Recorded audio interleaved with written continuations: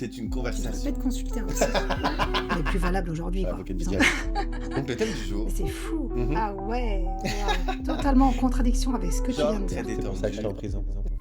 Salut tout le monde et bienvenue sur notre podcast Les idées vagabondes. Elle est Lita, je suis Yvan, et puis bon bah écoutez, notre sujet d'aujourd'hui est attendu, nous sommes très contents de le faire, ça se porte donc sur les rêves. Les rêves, donc les rêves qu'on fait la nuit et non pas les rêves, le but dans la vie. Oui, j'ai trouvé aussi utile dans ma réflexion de le citer. De préciser Absolument, quand même. absolument. On va essayer de passer au travers des différentes phases, on va dire, des différentes facettes de ce sujet, Ouais. physiquement, ou la place qu'il peut avoir dans la société. Enfin voilà, donc il y a plusieurs aspects au sujet. On va essayer de parcourir un peu tout ça. C'est ça. Donc on va parler de tout ça, on va donner des anecdotes. Et puis voilà. Pour commencer, on pense que c'est important de rappeler quand même un petit peu les cycles du sommeil pour savoir à quel moment on rêve exactement et à quel moment peuvent apparaître certains aspects des rêves. Donc pour les cycles du sommeil, ça se divise en 4 phases. On a la première phase donc qui est l'endormissement. C'est quand on vient de se coucher, donc c'est un sommeil assez léger. On est entre un début de dodo, mais on est quand même vachement connecté à la réalité. On a la phase 2, donc c'est aussi une phase de sommeil assez léger, mais on commence vraiment à s'endormir. On capte plus trop ce qui se passe dans la vraie vie. On a la phase 3, donc là c'est le sommeil profond. Donc c'est à ce moment-là qu'en gros le corps se restaure, que les cellules se régénèrent et qu'on renforce aussi son système immunitaire. Et dans cette phase 3, je précise maintenant, mais on en reparlera plus tard, c'est là qu'il y a toutes les activités de somnambulisme. Ok. Et dernière phase qui est la phase 4, donc on appelle ça la phase REM, Rapid Eye Movement, avec mon super accent. Absolument. Donc là, c'est la phase des rêves. C'est la phase où on fait plein de rêves. Dans cette phase, le corps est paralysé pour éviter qu'on bouge. Et puis, c'est à ce moment-là aussi qu'il y a une consolidation de la mémoire et apparemment une régulation de l'humeur pour quand on se réveille le lendemain, quoi. Ah, Perséphone, mon chat, quand elle est dans cet état-là, elle me fait peur, genre. Elle dort souvent sur moi. Et Oui, dès oui. qu'elle est dans cet état-là, effectivement, le Rapid Eye Movement, comme tu l'as dit, genre, et des fois, elle a pas toujours comme les yeux tout à fait fermés. Et là, tu vois, genre, Oui. ses moustaches s'affoler. On dirait que chaque partie de son visage est indépendant les uns des autres. Ça fait grave peur. C'est exactement ça. Et pour rappel, Perséphone, c'est le chat de Yvan. Absolument. Si les gens se posent la question. Si j'avais pas encore fait les présentations, Perséphone et mon chat, on aura l'occasion peut-être un jour lors d'un podcast de Sur les chats. faire les présentations, de décrire nos chats et puis de la relation qu'on a avec et pourquoi j'ai choisi ce prénom. Mais écoutez, one day. Hein. Donc voilà en gros les 4 cycles et nous on va s'intéresser principalement à la phase 3 quand on parlera du somnambulisme et pour le coup la phase 4 où là il se passe énormément de choses. Mais c'est hyper intéressant parce que quand on les décrit comme ça, on a l'impression donc du coup que c'est 4 phases bien détaillées et tout et que ça prend du temps. Ouais. Alors que, je sais pas si tout le monde a déjà fait ça, mais moi genre je me suis déjà endormi comme une pierre et puis j'ai rêvé au bout de 2 secondes, tu vois ce que je veux dire? Bien sûr. J'ai pas cette chance moi donc. Ah, c'est non. bien. Et d'ailleurs je rebondis sur ce que tu viens de dire parce que c'est juste un petit point que je voulais aborder avant qu'on commence vraiment. Mhm. C'est qu'il y a des gens qui croient qu'ils ne rêvent pas. Ah oui. Je prends l'exemple de mon copain qui est un peu comme toi. Il s'endort comme une masse en 30 secondes, même pas. Mhm. Et genre, il se réveille, c'est le matin. Son réveil sonne et tout. Et il a l'impression de ne pas avoir rêvé. Ben, j'avais déjà entendu que c'est juste que ces gens-là se rappellent pas de leurs rêves, tout simplement. Exactement, voilà. Juste pour débunker, c'est que c'est faux. Il y a eu des tests faits par des chercheurs et tout. Tout le monde rêve, c'est prouvé. Juste, les gens s'en rappellent pas. Voilà, tout simplement. Tout simplement.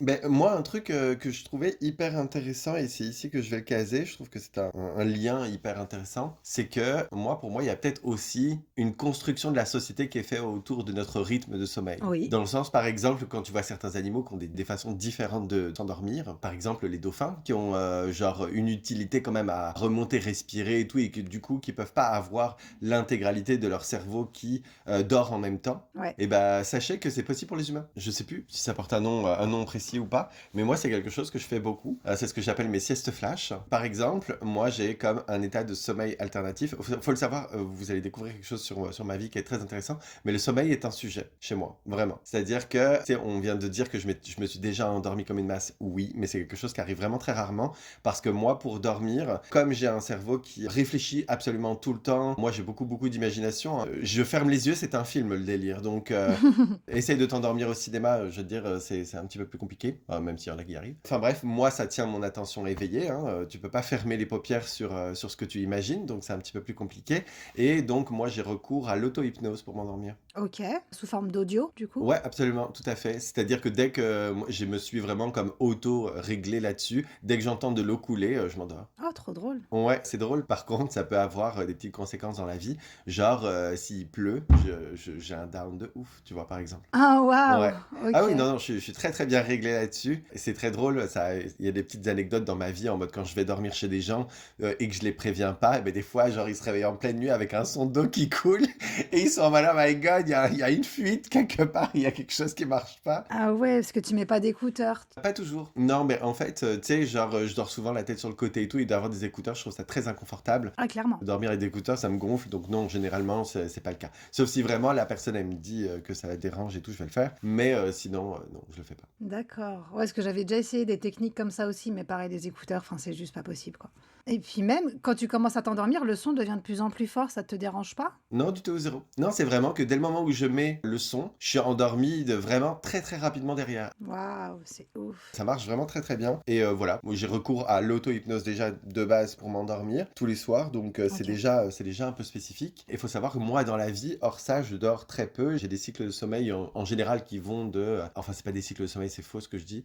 J'ai une période de sommeil, on va dire, qui va de 3 à 5 heures par nuit. Waouh. Donc je suis très très très loin des gens qui dorment 12 heures et tout. C'est des choses qui m'impressionnent vraiment beaucoup. Moi, le maximum que je suis capable de faire, c'est vraiment 6 à 7 heures. Si je vais au-delà des 7 heures de sommeil, t'es sûr et certain que je suis shooté pour toute la journée. Ouais. C'est comme les états où genre, tu as beaucoup trop dormi et tu pourrais dormir toute la journée du coup là. Ouais. Si je dors plus de 6 ou 7 heures, t'es sûr et certain que je finis dans cet état-là et que je suis impossible à vivre toute la journée, c'est une horreur. Donc 3 à 5 heures, c'est vraiment ma moyenne et c'est pas si mal. Mais donc du coup c'est drôle parce qu'on voit que mon corps durant ma journée, c'est vraiment une petite parenthèse, on parlera bien plus des rêves un tout petit peu plus après les uns. Mais les cycles de sommeil et les différentes façons d'envisager le fait de dormir, c'est quand même drôle. Et puis ça a une influence directe. Et donc faut savoir que moi, je pense que c'est pour compenser ce taux de sommeil assez faible, et ben je fais des micro-siestes dans la journée assez intenses. Oui, d'accord. Mais quand je dis des micro-siestes, c'est pas genre je vais dormir 30 minutes. C'est genre je suis dans le métro et je vais rentrer dans un état végétatif, genre de demi-sommeil chelou. Moi, je compare ça vraiment aux dauphins, j'imagine qu'ils vivent la même chose. Et en fait, je dors vraiment, Mhm. mais j'entends encore les stations qui passent et tout, et je loupe jamais la mienne, tu vois. Ok, c'est fou. Ouais, ouais, c'est complètement dingue. Et quand je décris ça, au début, les gens ils sont en mode, ouais, c'est ça, il dort pas vraiment, juste il médite ou peu importe. Pas du tout. Pierre, mon copain, a déjà vu le phénomène et il est hyper impressionné. Limite, tu vois justement les mouvements de yeux de rapide et tout, ma respiration devient plus lente et tout. Il voit que je m'endors. Ok. Pour autant, je te jure que si quelqu'un parle d'un sujet qui m'intéresse ou quoi, je vais genre répondre comme si je ne m'étais jamais endormi et juste j'avais fermé les yeux. Même pas avec une voix un peu rauque de quelqu'un qui se réveille ou quoi, hein. Vraiment, quand il me voit faire ça, il est très très très impressionné. Ça vient de... C'est une quatrième dimension. Ouais, moi c'est comme ça que je dors. Et t'as fait des recherches par rapport à ce phénomène? Est-ce que c'est un nom particulier? Ça se peut que ce soit le cas, mais non, j'ai jamais fait de recherche. Je sais que ça se fait et qu'il y a beaucoup de gens qui le font, voire même que pendant la Renaissance, tu sais, avec les lits assis et tout, là, les banquettes chelous, ils dormaient jamais, genre, comme jamais vraiment. Apparemment, c'était vraiment courant, justement, de faire des genres de micro-siestes, si on veut, durant la journée. Je sais pas si on peut vraiment appeler ça les micro-siestes, là, parce que c'est vraiment un état spécifique. Ouais, c'est ça. Voilà, c'est comme ça que moi je dors. Ok. Et est-ce que du coup ça perturbe aussi le fait que je peux rêver très rapidement? Comment ça se passe au niveau de ces 4 cycles-là? Enfin, tout ça pour dire que ce que je voulais amener, c'est que la société nous a amené, encore une fois, en fonction de notre rythme, le travail et tout, d'avoir nos heures de sommeil collées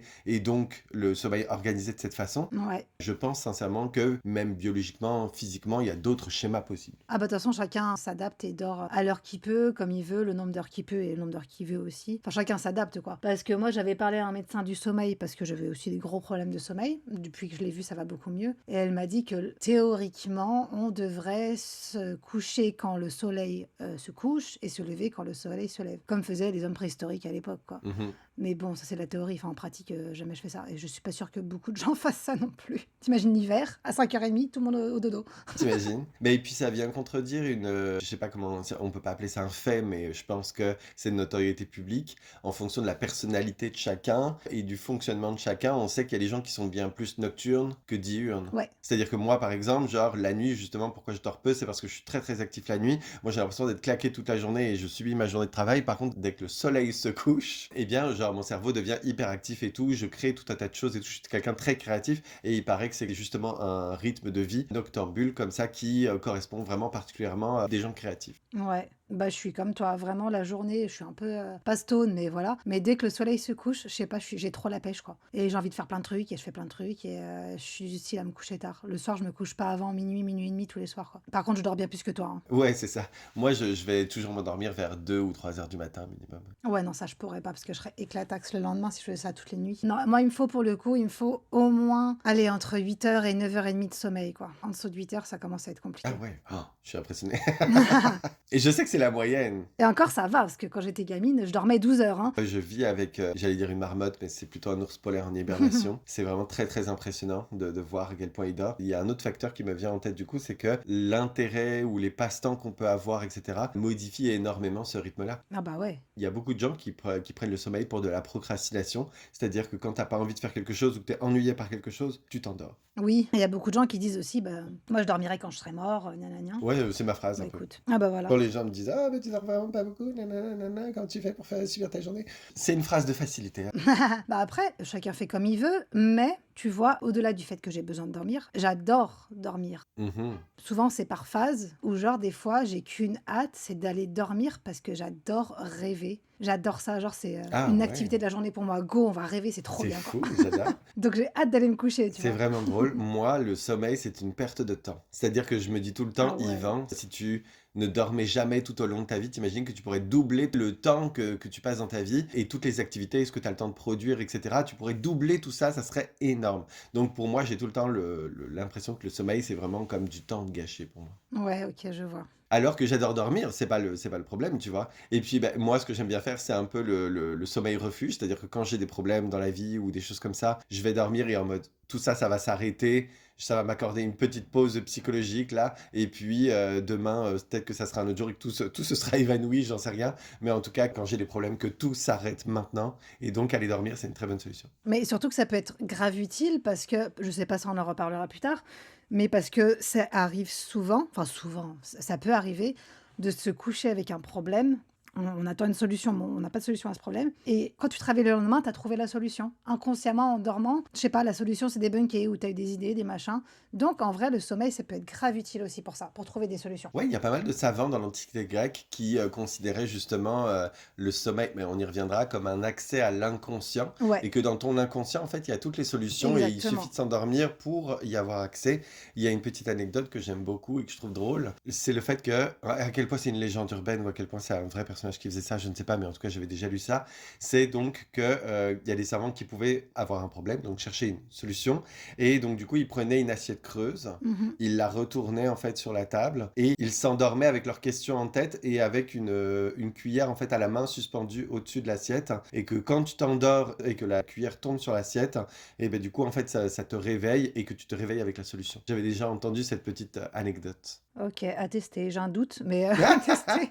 Mais c'est vrai que j'avais aussi entendu que souvent on peut écrire sur un bout de papier avant de se coucher les questions qu'on a, enfin Mhm. qu'on se pose, et le lendemain, du coup, avoir la réponse à ces questions. J'ai jamais vraiment essayé, mais j'ai un doute assez gros là-dessus. Ou alors, faut être vraiment hyper connecté avec ton inconscient, je pense. Hein. Ouais, il y a une époque justement, bah, la même époque en fait, finalement, tout ce qui est antiquité grecque, il me semble que cette part de nous-mêmes, cet inconscient dont on estimait à l'époque qu'il avait accès en fait finalement des contacts avec le reste du monde, de l'invisible. Donc là oui, on part dans un délire superstition les gens, mais en même temps ça va être une des phases de notre podcast, c'est-à-dire genre le point entre les rêves et puis bah, justement tout ce qui est superstition et tout. Donc dans cette même époque, on appelait cette face de nous-mêmes qui est inconsciente un démon, mais pas un démon comme les démons de la Bible. Ça s'écrivait D-A-E-M-O-N. C'est pas la même chose. Ok, Et en fait, ce petit démon, entre guillemets, c'était donc une partie de nous-mêmes auquel on n'a pas accès, un peu la face cachée de la lune, si tu veux. ok. Et puis qu'on pouvait avoir accès justement via diverses méthodes à cette partie de nous-mêmes pour avoir des réponses parce que cette partie inconsciente, elle est connectée justement au monde de l'invisible, des morts, des énergies, tout ce qu'on veut. Si je dis pas de bêtises, c'est quelque chose que j'avais parlé avec une personne. J'avais parlé de ce sujet plus dans le style médium. Ah ouais, ok.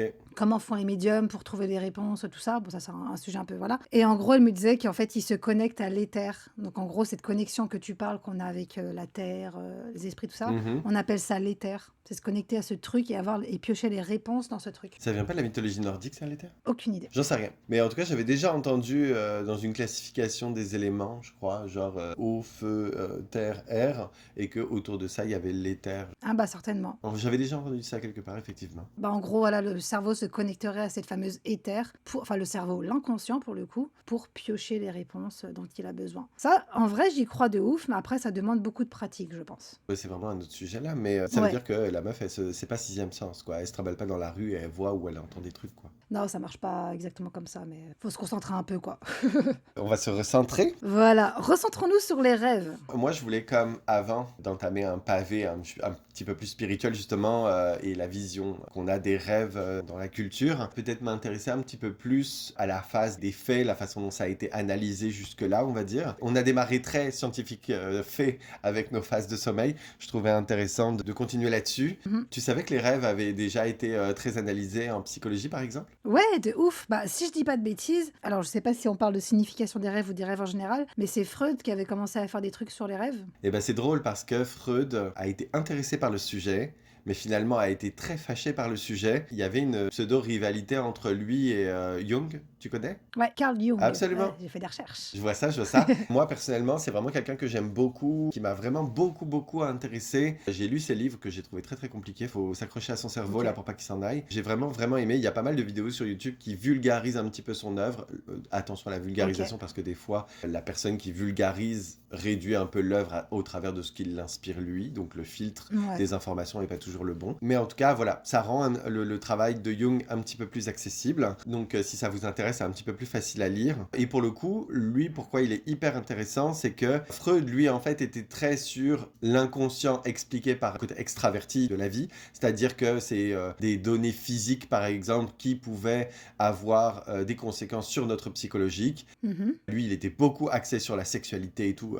Tout était plus ou moins lié à la branlette, c'était un truc de ouf. Alors que Jung, lui, était plus sur l'introversion, à savoir que c'est tout ce qui se passe dans notre psychologie, dans notre inconscient, justement, qui a des impacts sur nous Ok. et sur notre vie, et ça s'est expliqué plutôt de façon comme ça. Moi, je trouve ça hyper intéressant. Tout ne sera pas forcément à prendre pour tout le monde au niveau des informations chez Jung, parce que il était très intéressé, par exemple, par des choses qui relèvent aujourd'hui du paranormal, comme les rêves prémonitoires. Il était beaucoup axé sur justement cette connexion un peu à l'éther. Lui, il l'appelait pas ça comme ça, mais il reprenait un peu cette idée-là. Donc c'est sûr Mhm. que, par exemple, on sait qu'en Europe, Jung est un peu moins aimé à cause justement un petit peu de toute cette facette-là, un peu plus Trop spirituel. trop paranormal, on va dire, alors que toute son étude, on va dire, des rêves, ou même le principe fondamental que, lui, il appelait ça, en fait, que les rêves ou l'inconscient est un genre de carte d'identité psychologique de la personne, un genre de portrait de la personne, encore une fois, un peu la face cachée de la lune, de la personnalité de la personne. Et moi, je trouve ça hyper, hyper intéressant, et qu'on croit ou non à toute la dimension paranormale qu'il a amené avec ça, ça enlève pas le fait que le principe peut être vrai. Tu vois ce que je veux dire? Ah mais clairement, bah, surtout que c'est hyper dur de prouver ça. Qu'ils arrivent à identifier qu'on rêve, que machin, que bidule, déjà je trouve ça complètement ouf. Ouais, c'est en identifiant quelle partie de ton cerveau est active pendant que tu dors, genre. Je trouve ça fou. Donc ouais, c'est hyper intéressant. Et d'ailleurs, comme tu parles de eux là, je refais le parallèle avec la signification des rêves parce que du coup, apparemment c'est eux aussi qui auraient créé peut-être des premiers livres. Ouais, en fait, encore une fois, leur relation a été compliquée. Ils ont démarré ensemble, Mhm. mais finalement, Freud a dû à cet écart, on va dire, cette différence de pensée au niveau de l'origine un petit peu justement Mhm. de notre psychologie. Ils sont passés de très amis à très fâchés, et puis finalement à vraiment comme essayer de décrédibiliser au maximum les travaux de l'autre. Assez drôle en fait aujourd'hui de savoir qu'en psychologie, Freud est toujours étudié, alors qu'on sait aujourd'hui que si on lui est très reconnaissant d'avoir installé les bases de la psychologie. En revanche, il y a beaucoup, beaucoup de choses qu'il a dit et sur lesquelles il a basé ses travaux et qui sont complètement faux aujourd'hui. Ouais. Donc, je ne lui accorde pas beaucoup de crédit personnellement. Bah, en parlant de crédit, justement, ça m'arrive, peut-être qu'on en reparlera plus tard, mais ça m'arrive des fois de faire un rêve et de regarder sa signification. Ouais, Et je me disais, comment cette personne, déjà qui a fait ça, et comment cette personne peut dire, ah bah genre, si tu vois un cheval qui fait ça veut dire ça. Qui a pondu ce genre de truc, tu vois? ouais, ça dépend de ce que tu lis. Si tu lis du Jung et il va essayer, au travers de la symbolique, de traduire un aspect de ta personnalité, ça c'est une chose, tu Ouais. vois. Vous rêvez à des chevaux qui courent et tout, le troupeau est genre en furie et tout, nanana, Ouais. ça peut symboliser par exemple, ce que je raconte c'est vraiment des conneries, hein, mais ça peut symboliser, on va dire, le fait que tout aille beaucoup trop vite pour vous dans votre vie et que vous vous sentez un peu dépassé et que ça crée beaucoup de frustration et d'agitement dans votre esprit. Voilà, ça c'est un raccourci un peu facile qu'on peut faire par exemple. Déduction assez basique au niveau du parallèle et de la métaphore en fait finalement, que tout, chez Jung, tout fonctionne par métaphore de l'esprit en fait finalement. Ok. Alors que ouvrir un dictionnaire des rêves et dire quand vous perdez des dents ça veut dire que vous allez bientôt gagner de l'argent, il y a un gouffre entre les deux. Ouais, moi je suis plus ça, je suis plus ça. Ce que je regarde, c'est sur internet, ça s'appelle tout simplement la signification des rêves, donc c'est un peu comme un dictionnaire, quoi. Ouais, T'appuies sur la lettre, tu regardes, il y a énormément de mots, hein, par contre, et puis après, dans chaque mot, il y a chaque situation, et après, ça signifie un truc. absolument. J'ai du mal à y croire d'un côté, mais d'un autre côté, souvent, ça colle parfaitement à la situation, donc je trouve ça trop bizarre, quoi. Ben, moi, personnellement, je trouve ça amusant. C'est comme l'horoscope. Je vais le Ouais, regarder et puis rigoler un peu avec des ouais. amis, tu sais. D'ailleurs, il me semblait que j'en avais un et je voulais grave qu'on tente de décrypter un ou de rêve pour rigoler. Mhm. Mais je ne l'ai pas retrouvé. Mais donc, moi, je trouve ça intéressant et je trouve ça intriguant. Et puis, ben, pourquoi pas. Mais c'est sûr que on s'éloigne du côté un petit peu plus analyse psychologique de notre personne et plus genre, Ouais. là, on replonge un petit peu du côté spiritualité. Est-ce qu'on est connecté à un éther ou je sais pas quoi qui est donc connecté au monde et puis enfin qui définit le monde en fait dont est composé le monde finalement et puis auquel on aurait accès pendant notre sommeil et tout et qui nous donne accès à donc d'autres informations comme le futur, des choses dans notre vie, enfin j'en sais rien. Ouais. C'est une croyance qu'on peut avoir. En revanche, il n'y a aucun fait là-dessus. Et d'où ça vient, pour répondre à ta question, qui a décrété que les dents, c'était un gain d'argent ou quoi? Malheureusement, je suis pas sûr qu'on en sache beaucoup. Est-ce que ça vient vraiment comme de contes, d'idées reçues? Franchement, je Ouais. sais pas. C'est un peu comme le tarot. Tu demandes à quelqu'un d'où est issu le tarot et tout, personne ne le sait, tu vois, aujourd'hui. Ouais, c'est grave chelou.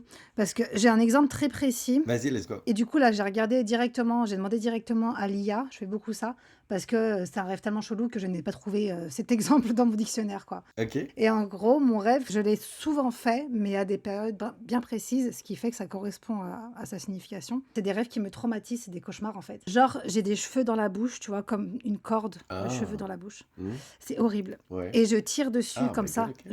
je tire, et ça sort. Âme sensible s'abstenir, on aurait peut-être dû mettre un trigger warning sur cette vidéo finalement. C'est horrible. Mais même moi qui ai la phobie du vomi, c'est des rêves horribles du coup. Ah, très bien. Mais c'est peut-être lié à ta phobie du vomi, justement. Il y a peut-être quelque chose. Tu vois, Jung te dirait. Voilà, Justement, je vais t'expliquer après les significations. vas-y. Je tire sur ses cheveux, la dernière fois c'est carrément transformé en spaghetti, rien à voir, tu sais, Mhm. le cerveau il part dans tous les sens. Et je tire, c'est horrible, hein, je m'étouffe et tout, c'est génial. En général, à la fin, j'arrive à tout enlever. Ok. Donc là, fin du cauchemar, on passe à autre chose. Super. Et du coup, à force de faire ce rêve qui me traumatise, j'ai commencé donc à regarder la signification. Et d'après l'IA, ça serait lié à un état psychologique où genre, je me sens un peu comme style oppressée. Ok. J'ai plein de choses à dire au fond de moi, j'ai plein de blocages Mhm. et ouais, j'ai besoin d'extérioriser quelque chose, mais je le fais pas dans la vraie vie. Et en fait, le fait de faire ça dans mes rêves, donc les cheveux sont représentés par des choses que j'aimerais dire, Oui. et le fait d'arriver à enfin tout sortir, ça veut dire que ça m'a débloqué la chose. Et du coup, quand je me réveille le lendemain, c'est bon, je me sens mieux, tu vois. Comme si j'avais trouvé une solution en rêve. Eh ben, c'est très Jung comme traduction. Mais j'aime ça, j'aime bien. Donc voilà, mes rêves, c'est très chiant, quoi. C'est très chiant. Mais tu sais, genre, si on commence à parler de notre rapport au rêve, vous allez voir qu'encore une fois, je suis complètement taré. Moi, il faut savoir que et ça c'est quelque chose d'hyper perturbant, j'ai fait le même rêve pendant des années. Ouais. C'est-à-dire que toute la première phase de ma vie, j'ai l'impression d'avoir que rêvé d'une seule chose. T'as fait qu'un rêve. Oui, non, je te promets. C'est-à-dire que nuit après nuit, pendant des années, j'ai fait que le même rêve. Le lendemain, plusieurs fois, j'ai posé la question à mes parents en mode à quel point c'est normal de faire toujours le même rêve. Vraiment, genre, je leur posais la question parce que ça avait pas de sens. J'entendais les gens autour de moi qui parlaient en fait de différents rêves. Oh, machin se mettait, genre, je sais pas, jouer aux cartes avec un éléphant rose, tout ce que tu veux. Et ben, moi, genre, je Ouais. rêvais toujours de la même chose. Et c'est une horreur. Mais c'est quoi ce rêve? Et ben, je rêvais de Jésus. Oh my god. Oh, tu es l'élu. Mon rêve, donc, de façon très rapide, c'était en fait que donc Jésus était crucifié. Donc, encore une fois, j'ai déjà dit au travers de certains podcasts que ma mère nous parlait de la Bible quand on était enfant. Peut-être que ça m'a Ouais. traumatisé, j'en sais rien, mais en tout cas, Ouais. dans mon rêve, donc il était crucifié et tout. Et puis Jésus donc revient, il ressuscite. Ouais. Donc dans mon rêve, pareil, il ressuscite. Et en fait, je me promène dans les rues. En fait, j'imagine qu'à l'époque, j'imaginais que c'est Jérusalem ou j'en sais rien. Enfin, en tout cas, c'est une grosse ambiance Jérusalem dans la ville dans laquelle je suis, donc très, tu sais, les murs hauts, un peu sable, au niveau de la couleur, etc. Ouais, je vois, ouais. Grosse ambiance. Et puis, en fait, genre, je vois un mendiant par terre, Ok. les yeux blancs et Oh. tout, et en fait, c'est Jésus, et c'est la phase où, quand il revient, personne ne le reconnaît. Je crois que t'as pas lu la Bible. Non. Dans l'histoire, quand Jésus revient, eh bien, aucun de ses apôtres, ni de tous ceux qui le prêchent et qui le vénèrent, ne le reconnaît quand il revient. Ok. Et il y a un blâme par rapport à ça, genre, c'est pas, voilà, shame, tu vois. Et enfin bref, et donc, mon rêve, c'était ça. Il était crucifié et tout, nanana, et puis donc, il avait disparu et tout, il y avait toute une polémique autour de ça, et je me travaillais dans cette ville, et en fait, je voyais un mendiant sur le côté de la ruelle où j'étais là, passante et tout, et puis en fait, on voyait comme il avait les traces sur le front de l'endroit où les épines s'étaient plantées dans sa tête, ça dégoulinait un peu sur son visage, il avait les yeux blancs, avec un haillon qui lui revenait sur la tête un peu en mode capuche et tout, vraiment une vision mais effrayante du personnage, horrible. Ok. Et en fait, je me réveillais toujours à ce moment-là. Donc un rêve simple et efficace, rapide. Un cauchemar, quoi, limite. Ah oui, absolument. Et toutes les nuits, je rêvais de ça. Et ça a duré des années au point où je me faisais vraiment comme une anxiété du sommeil et de Bah m'endormir parce ouais, que je savais que j'allais le retrouver le soir. chiant quoi. Une horreur. Un vrai traumatisme. Après que tu le fasses tous les jours sur plusieurs années, c'est ouf, mais ça peut être effectivement dû au fait que ta mère te parlait souvent de la Bible. Ah mais c'est sûr. L'explication rationnelle de l'histoire, c'est que peut-être que je rêvais d'autre chose mais que je m'en rappelais pas. Peut-être que je me rappelais que de celui-là. Ouais, Et que finalement, voilà, j'avais des rêves plus variés que ce que je pense. ouais. Et que j'ai effectivement été complètement traumatisé par ce que ma mère m'a raconté. Et en même temps, remettez-vous en question les gens de mettre quelqu'un de crucifié devant des gamins à genoux, là. Je comprends pas le délire, mais enfin bref. J'avoue. Mais c'est marrant parce que ça pourrait coller avec mon histoire de truc dans la bouche, là, de cheveux. Ouais, Parce que moi, j'ai fait un petit peu un lien avec, tu sais, le film The Ring, ouais, qu'on avait parlé dans un précédent podcast et qui m'avait traumatisé. absolument. Et dans, tu sais, quand on voit toutes les images un peu chelou, bizarre, cringe, là, Mhm. si je dis pas de bêtises, à un moment donné, on voit quelqu'un sortir de sa bouche. Je te confirme à 100% que ça se produit dans ce film-là. Oui. Voilà. Et cette image m'a traumatisée. Mhm. Et depuis, je fais ce genre de rêve. Donc je pense que mon inconscient a fait un lien avec ça. Et du coup, je représente ce truc que j'arrive pas à parler avec cette fameuse image de merde de The Ring. C'est horrible, mais c'est horrible. Absolument. Comme quoi, ce qu'on voit peut avoir un impact réel sur nos rêves. Ouais, bah en tout cas, voilà, d'après Jung, qui est au-delà de certaines de ses croyances, nos rêves ont donc une signification sur des choses qu'on ressent. Ouais, ça c'est sûr, mais ça j'y crois à fond. Ben, moi j'aime en tout cas. Encore une fois, à quel point ça peut être prouvé, on peut fournir des preuves de tout ça. C'est très dur, comme tu le disais tout à l'heure, c'est très très dur de pouvoir prouver quoi que ce soit. Mais en tout cas, c'est vrai que c'est une théorie, une hypothèse que j'aime vraiment beaucoup. Je sais plus la différence entre théorie et hypothèse, mais je veux dire les deux. Voilà. Mais en tout cas, oui, il y aurait une partie, je pense qu'on pourrait, oui, dire que ça reflète ce qu'on a en soi ou tout ça. Mhm. Et une autre partie aussi, c'est que genre, par exemple, si avant de te coucher, t'as regardé un film de zombies et que tu rêves de zombies, bon bah voilà, c'est logique, t'as vu un truc, t'en rêves derrière. Mhm. Il n'y a aucune signification derrière ça, en fait, tout simplement. Oui, non, je suis pas sûr que tout est à prendre au premier degré. Voilà, c'est ça. Et une autre chose qui est très très intéressante dans mes rêves, et notez parce que ça c'est pareil, c'est quelque chose qui ne varie jamais. Un jour donc j'ai arrêté de faire ce rêve de Jésus. Il s'est rien passé de spécial pour que ça débunk, mais pour que ça s'arrête, mais en tout cas voilà, ça s'est arrêté. Ok. Et en fait, faut le savoir, dans au moins 4 rêves sur 5, je suis toujours poursuivi par quelque chose. Ça m'arrive de ouf aussi. C'est une catastrophe. Dans tous mes rêves, je suis toujours, mais vraiment, encore une fois, je me laisse une petite gêne en mode 4 sur 5, mais moi j'ai presque l'impression que c'est du 100% d'ailleurs. Hein. Donc j'irais plutôt jusqu'à dire au niveau des proportions 95 sur 100. Tu vois. Et je me fais poursuivre, je suis toujours poursuivi par une merde. C'est un truc de fou, genre vraiment. Là, encore une fois, on peut y aller sur est-ce que c'est censé signifier dans ma vie. Moi, je sais que j'ai vécu mon enfance dans un endroit qui était très violent et tout, et donc j'avais vraiment peur. Hein. J'ai été un peu traumatisé par ça. Je dors toujours aujourd'hui avec des choses pour me défendre autour de moi. Quand j'étais gamin, je dormais avec une crosse de hockey et tout parce que j'étais traumatisé. Tu parles d'ambiance extérieure, hein, pas ta Ah famille, oui. parce que ta famille est aimante. Hein, voilà. Non, non, non, non, Préciser. ma famille était très safe. Oui, non, c'est vrai que Voilà. ça aurait pu. Non, ma famille était très safe, j'avais pas de problème avec ça. Mais en tout cas, voilà, moi, non, la ville dans laquelle je vivais, c'était un peu le Bronx français, là. Ok. Et franchement, en vrai, on était réveillés toutes les nuits avec des explosions, des trucs en feu, des trucs de fou, là. J'avais vraiment peur, j'avais vraiment très très peur. Je dormais avec ma crosse de hockey, là. Et je me dis que le fait de rêver comme ça toute la nuit, d'être poursuivi par quelque chose, j'ai potentiellement été traumatisé, en fait, par mon enfance, comme ça, où j'avais tout le temps peur qu'il m'arrive des trucs, ou que quelqu'un me tue, ou j'en sais rien. Bah, je sais pas, parce que ça, c'est des rêves quand même assez récurrents qu'on retrouve chez beaucoup de gens. Et même moi, ça m'arrive très très souvent de me faire courser dans les rêves. Et pour autant, j'ai pas eu une vie comme toi, tu vois. Je me comprends. suis pas sentie en insécurité. Donc, je sais pas. Est-ce que c'est un rêve bateau que tout le monde fait? Mhm. Pour quelle raison? Est-ce que c'est le fait de se faire poursuivre par le temps, la vie, la mort, tout ça? Genre, franchement, j'en sais rien. Ben, je sais pas si tu as accès à Internet là. On pourrait regarder en 2 secondes là et faisons une analyse. Qu'est-ce que c'est la poursuite dans un rêve? On peut regarder. Donc, d'après la réponse de l'IA, elle relève 5 gros points. Le premier point, ce serait du stress et de l'anxiété. Ok. Ce serait lié à ça. Deuxième point, ce serait un évitement. Donc, tu évites quelque chose dans la vie, quoi. Ok, d'accord, parfait. Troisième point, sentiment d'insécurité, comme tu l'as pointé. Ok, Quatrième point, besoin de prendre des décisions. ok. Et cinquième point, ça symbolisme personnel. Alors, symbolisme personnel, c'est-à-dire le sens exact peut varier en fonction de ton contexte personnel. Par exemple, qui ou ce qui te poursuit dans le rêve peut te donner des indices sur ce que cela représente pour toi. Donc, par exemple, est-ce que c'est ta mère qui te court après? Mhm. Ou est-ce que c'est un monstre? Ou voilà, ça pourrait être un symbole pour toi. C'est jamais quelqu'un que je connais. C'est toujours des trucs complètement abstraits. C'est déjà arrivé que ça soit un lion ou. Et j'en ai eu un autre. C'était j'étais poursuivi par 3 créatures, mais j'aurai l'occasion de le raconter un tout petit peu plus tard dans la vidéo. Ok. 3 créatures, c'était une momie, un vélociraptor et le troisième c'était un loup-garou. Ah waouh! Oui, Trop drôle. Enfin, chiant, mais drôle. les trois en même temps. J'ai déjà eu des armées au complet. J'ai déjà Ah eu des waouh! zombies. J'ai tout eu. Les zombies, ouais, moi j'ai eu ça aussi couramment parce que bah, j'avais la période de The Walking Dead, du coup Ah, je je regardais tous comprends. les jours des épisodes et du coup bah, après je me battais contre des zombies et tout. C'est un peu cool, un peu stressant mais un peu cool quand même. Ok. Parfait. Un peu stressant, mais tout va bien.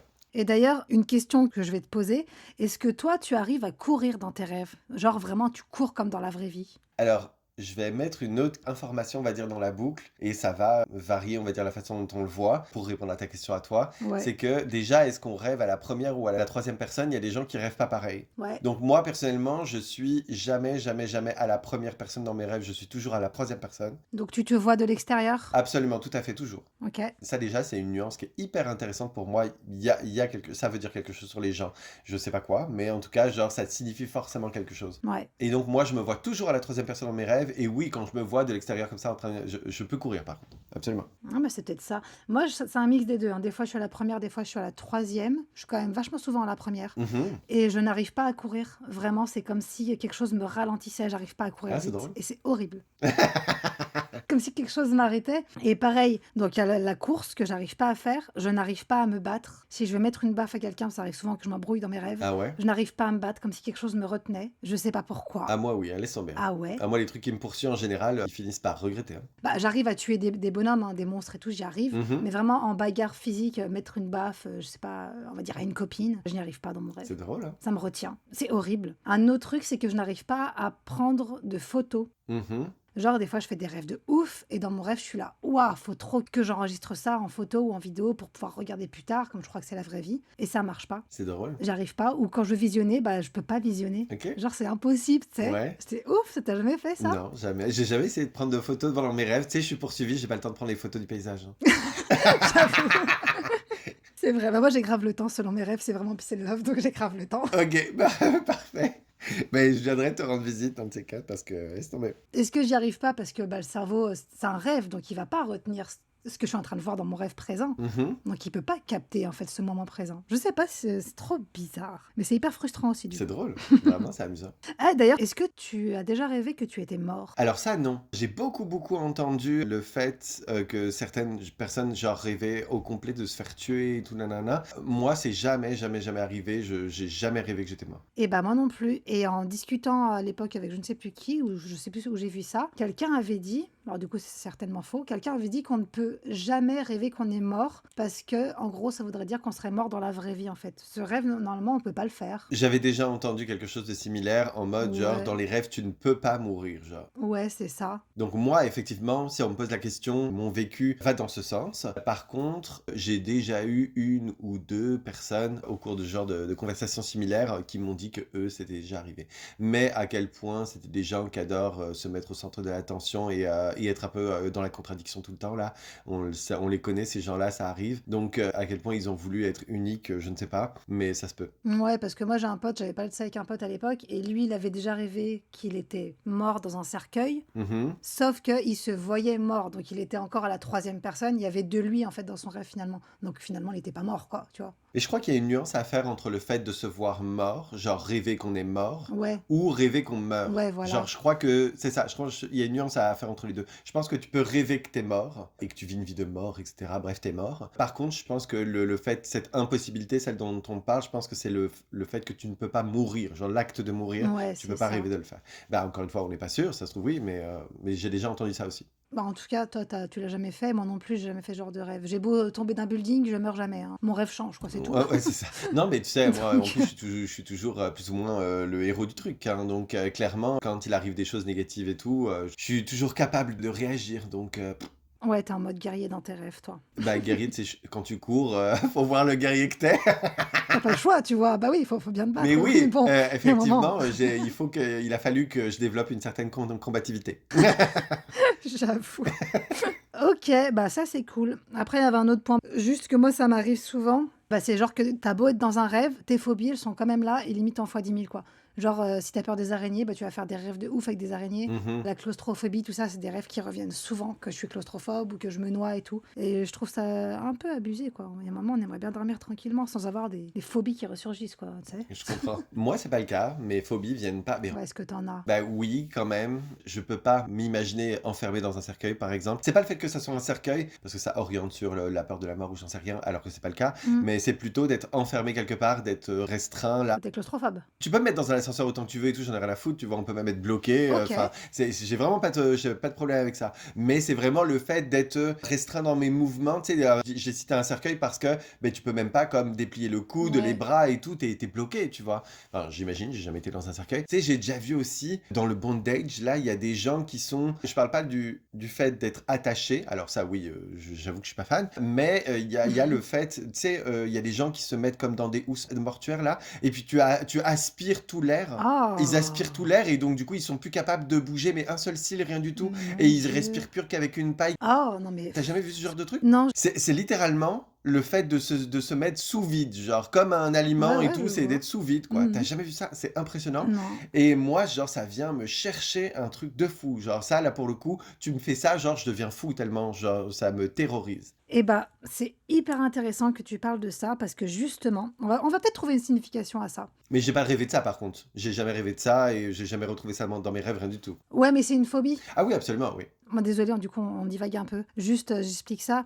Hier, j'ai regardé une vidéo de McFly et Carlito, donc c'est deux youtubeurs connus en France, et il a cette même phobie que toi. C'est-à-dire qu'il peut pas être attaché et ça le rend fou, ça lui fait énormément peur. Mhm. Et en fait, il a fait un lien, ou c'est plutôt moi qui ai fait un lien, parce que lui, j'ai l'impression qu'il n'a pas encore vraiment capté, que quand il était gamin, genre, il a été opéré ou je sais plus quoi, il avait une maladie, je sais plus ce qui s'est passé là. Et pendant des mois et des mois, il a dû être attaché physiquement à un lit d'hôpital. Mhm. Vraiment, ses mains, il pouvait plus bouger et tout. Ok. Donc moi, pour moi, le lien est clair, hein, c'est dû à ça.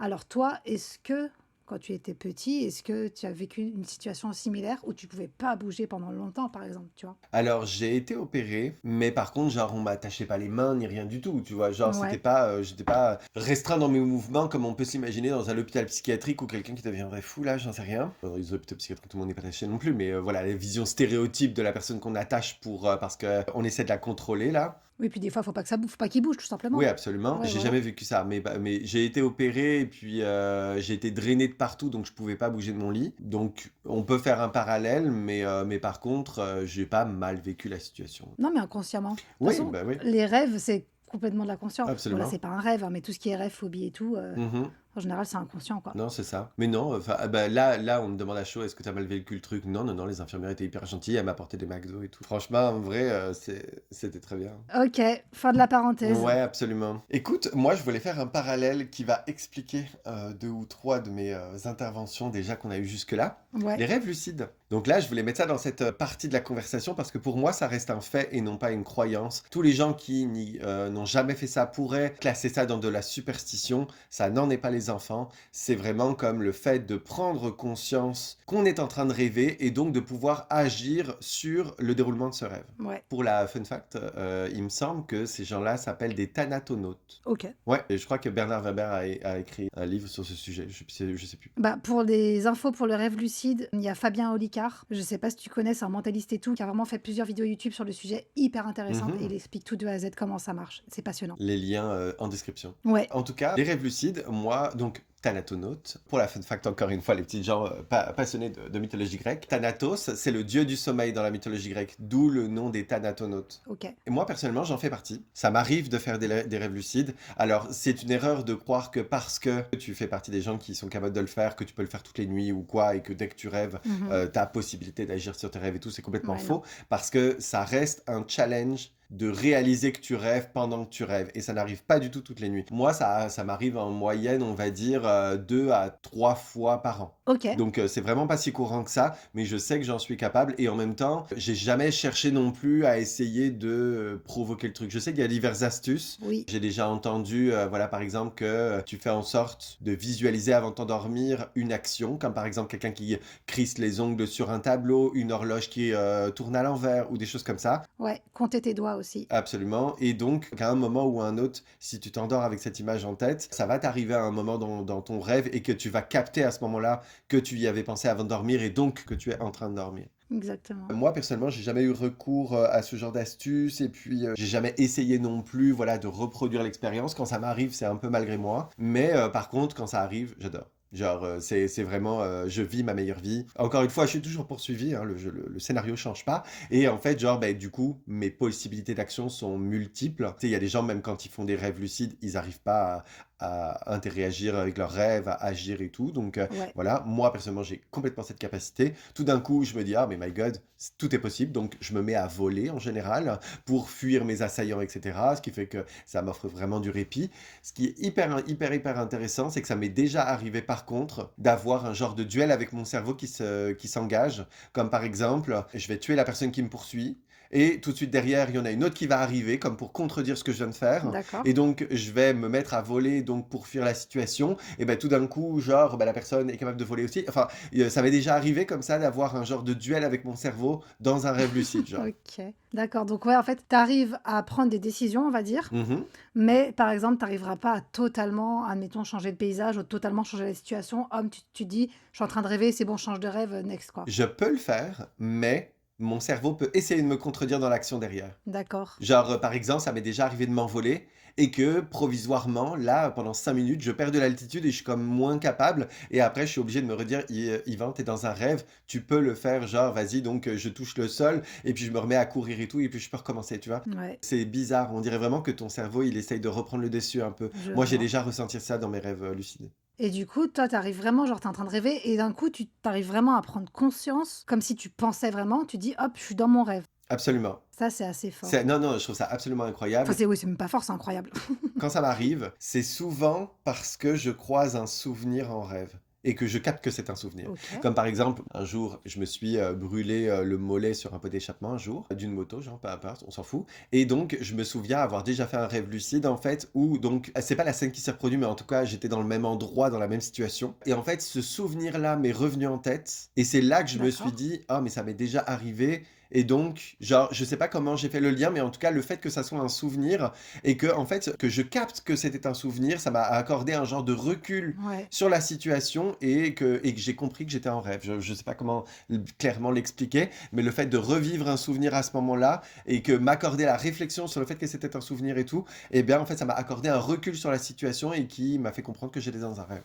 OK, bah, c'est en vrai, ça peut être une technique, bah, du coup, c'est malgré toi, mais ça peut être une technique pour réaliser que tu es dans un rêve, effectivement. Absolument. Mais bon, après ça, tu contrôles pas, Il y voilà. a pas ou peu de choses qui sont plus palpitantes à vivre que d'être conscient dans un rêve que tu es en train de faire un rêve. Parce que pour le coup, c'est vrai, tout est possible. C'est mieux que toutes les projections 3D que vous pourrez faire dans votre vie. C'est assez incroyable. Bah, justement, moi, j'en fais aussi des rêves lucides, mais alors plus que toi quand même. Moi, je serais plus sur une moyenne de un ou 2 tous les 2 mois, je pense. D'accord. Un truc comme ça, mais par contre, ils sont pas aussi intenses que toi. C'est-à-dire que déjà, j'arrive pas clairement à me dire: «Hop, je suis dans un rêve, c'est nickel». Ok. J'ai conscience de je ne sais quelle manière que je suis pas vraiment dans la vraie vie. Ok. Il se passe un truc dans ma tête.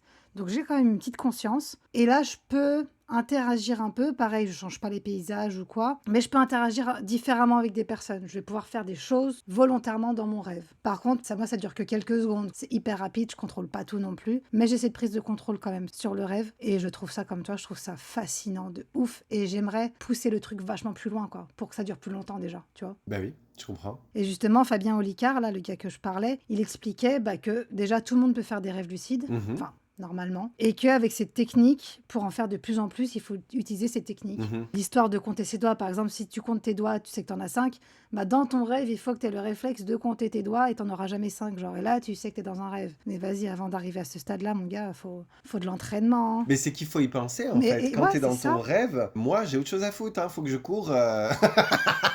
Encore une fois, donc compter mes doigts. Tu crois que c'est la vraie vie, donc tu penses pas à te dire combien j'ai de doigts. Enfin, Oui, c'est et c'est ça. pour ça que quand tu arrives à faire un rêve lucide, ça arrive juste comme ça d'un coup et tu te dis waouh, ok, et ça dure quelques secondes et après, ciao. Mais après, moi, je pense que dans le fait que j'arrive à vraiment interagir à 100% avec mon rêve et le fait aussi que ça dure bah, tout le temps que dure mon sommeil, en fait, finalement, après, une fois que j'en ai pris conscience. C'est dû au fait qu'encore une fois, j'ai un rapport à l'imagination en tant que TDAH pseudo-autiste pas Ouais. confirmé, là. C'est que moi, je suis tout le temps dans ma tête. Moi, mon défi dans la vie, c'est d'atterrir sur la réalité avec les gens normaux, tu vois ce que je veux dire? Donc, je suis tout le temps dans ma tête, tout le temps en train d'imaginer tout un tas de choses et tout. Donc, je vis dans ce monde-là, entre guillemets. Tu vois ce que je veux dire? Ouais. Encore une fois, je ferme les yeux, ma vie est c'est un film que je vois, tu vois, j'en suis à ce niveau d'imagination et de réalisme et de tout ce que tu veux. Dès que la réalité manque de stimulation pour moi, je suis directement en train de divaguer dans cet univers-là. Donc, le fait que je sois accoutumé de ça, je pense que c'est ce qui fait que dès que je capte le truc, tout est possible pour moi parce que j'ai l'habitude d'être là. C'est hyper intéressant, mais je pense que c'est vrai, hein. En général, effectivement, une fois qu'on a capté, enfin, une fois de plus, c'est Fabien qui dit ça. Une fois qu'on a capté qu'on est dans un rêve lucide, bah, comme tu disais tout à l'heure, le cerveau vient un petit peu en conflit avec, Mhm. et du coup, tu perds vite le fil, et ton cerveau peut te faire sortir carrément de ce rêve et te réveiller, et du coup, t'es niqué, quoi. T'es niqué. T'as tout loupé. T'as tout loupé. T'as loupé l'occasion, quoi. Donc, que t'arrives à faire ça et le garder sur autant de temps, Mhm. c'est ouf. Ouais. Et ça doit être kiffant de Ah, ouf. mais moi j'adore, j'adore. Mais par contre, du coup, moi ça m'intéresse énormément d'analyser du coup dans ce genre de cas, c'est justement les sauts périlleux que va faire mon cerveau pour essayer de me contredire. C'est hyper Ok. intéressant parce que ça, c'est la partie inconsciente justement à laquelle j'ai directement affaire, je suis en face d'elle et il se passe des choses. Exemple, on est dans un mood apocalypse qui me convient pas du tout, des zombies partout. Je peux faire apparaître une épée n'importe quoi, et là lancer littéralement dans le ciel et elle va se planter dedans en mode miroir et tout va se fissurer et puis tout va s'effondrer et je vais atterrir dans une nouvelle réalité. Ok. Et c'est la façon dont moi je vais comme casser la situation, tu vois. D'accord. Stylé un peu, hein. Non mais mes rêves, moi, les enfants, vous n'êtes pas prêts. Mais encore une fois, j'ai l'habitude d'interagir avec l'imagination. Ouais. Donc moi, vraiment, pour le coup, j'ai énormément de possibilités ou d'actions ou d'habitudes que j'ai là-dedans qui sont très Ok. réflexes pour moi, tu vois. Enfin bref. Et donc du coup, voilà, imagine je fais ça, mais quand le truc, les morceaux du ciel vont tomber et tout, nanana, c'est pas garanti que derrière, dans la nouvelle situation que j'essaie de créer, il n'y ait pas un œil qui apparaît ou un truc dégueulasse, tu vois. C'est ça le délire. Et là, quand je me réveille, ce qui est hyper intéressant, c'est de se dire, est-ce que c'est une partie de toi-même que justement tu as en face de toi qui est comme contradictoire, un peu deux opposés, ou est-ce que Mhm. c'est justement un stress dans ta vie en ce moment qui se manifeste de cette façon et donc dans Ouais. ce cas-là tu y es plus opposé, c'est plus une partie de toi, entre guillemets, une émotion, Mhm. etc. On quitte le côté un petit peu justement confrontation avec soi-même comme si l'un était vraiment indépendant de l'autre, tu vois ce que je veux dire? Ouais. Si c'est une émotion qui fait partie de toi, pour le coup, voilà, c'est toi contre toi-même, mais pas en mode, justement, comme deux entités différentes. Enfin, bref, c'est hyper intéressant à analyser. Mais de ouf. Maintenant, je voulais comme aborder tout le côté spirituel, plus de quelle façon ça a été présent dans les diverses cultures, parce que ça a eu Mhm. un impact clairement dans notre réalité, voire même dans l'histoire de certains peuples, etc. Les rêves sont très présents de plein de manières. Ouais. Je sais pas si tu savais, mais le drapeau du Mexique, il y a un aigle qui tient un serpent dans sa... je sais plus s'il tient le serpent dans sa gueule ou s'il tient le serpent dans ses serres, mais en tout cas, c'est issu d'un rêve. D'accord. Ok. En fait, la légende de la fondation du Mexique, c'est que, en fait, en gros, c'était un peuple insulaire, il me semble, enfin voilà, donc sur une île ou quelque chose comme ça, et on leur a dit, quelqu'un a fait un rêve, évidemment, c'est une légende, les enfants, donc voilà, mais quand même, Ah, c'est une légende. ben, Ok. oui, c'est une légende. Et en même temps, ça va être difficile, je pense, dans ce registre-là, d'aller sur plus qu'une légende urbaine ou quelque chose comme ça. Tu vois ce que je veux dire? Enfin bref. Mais c'est pour dire à quel point les rêves ou tout ce qu'ils nous inspirent dans la vie peuvent impacter même jusque sur notre réalité à nous. Ça a donné un Ouais. drapeau officiel qui représente un pays quand même, tu vois ce que je veux dire? Et enfin bref, et donc, quelqu'un a fait le rêve un jour qu'une entité lui parlait, un dieu, une divinité mexicaine. Ok. C'est pas une divinité mexicaine, pardon, parce qu'à l'époque c'était la civilisation maya. Donc un dieu maya lui parlait et lui disait va dans cette direction, tout droit dans cette direction, et lorsque tu Mhm. rencontreras un aigle qui tue un serpent sur un cactus, genre un aigle qui tient un serpent dans ses serres Ouais. et qui le tue sur un cactus, il faudra que tu fondes ta ville ici, Ok. ta nouvelle civilisation, genre.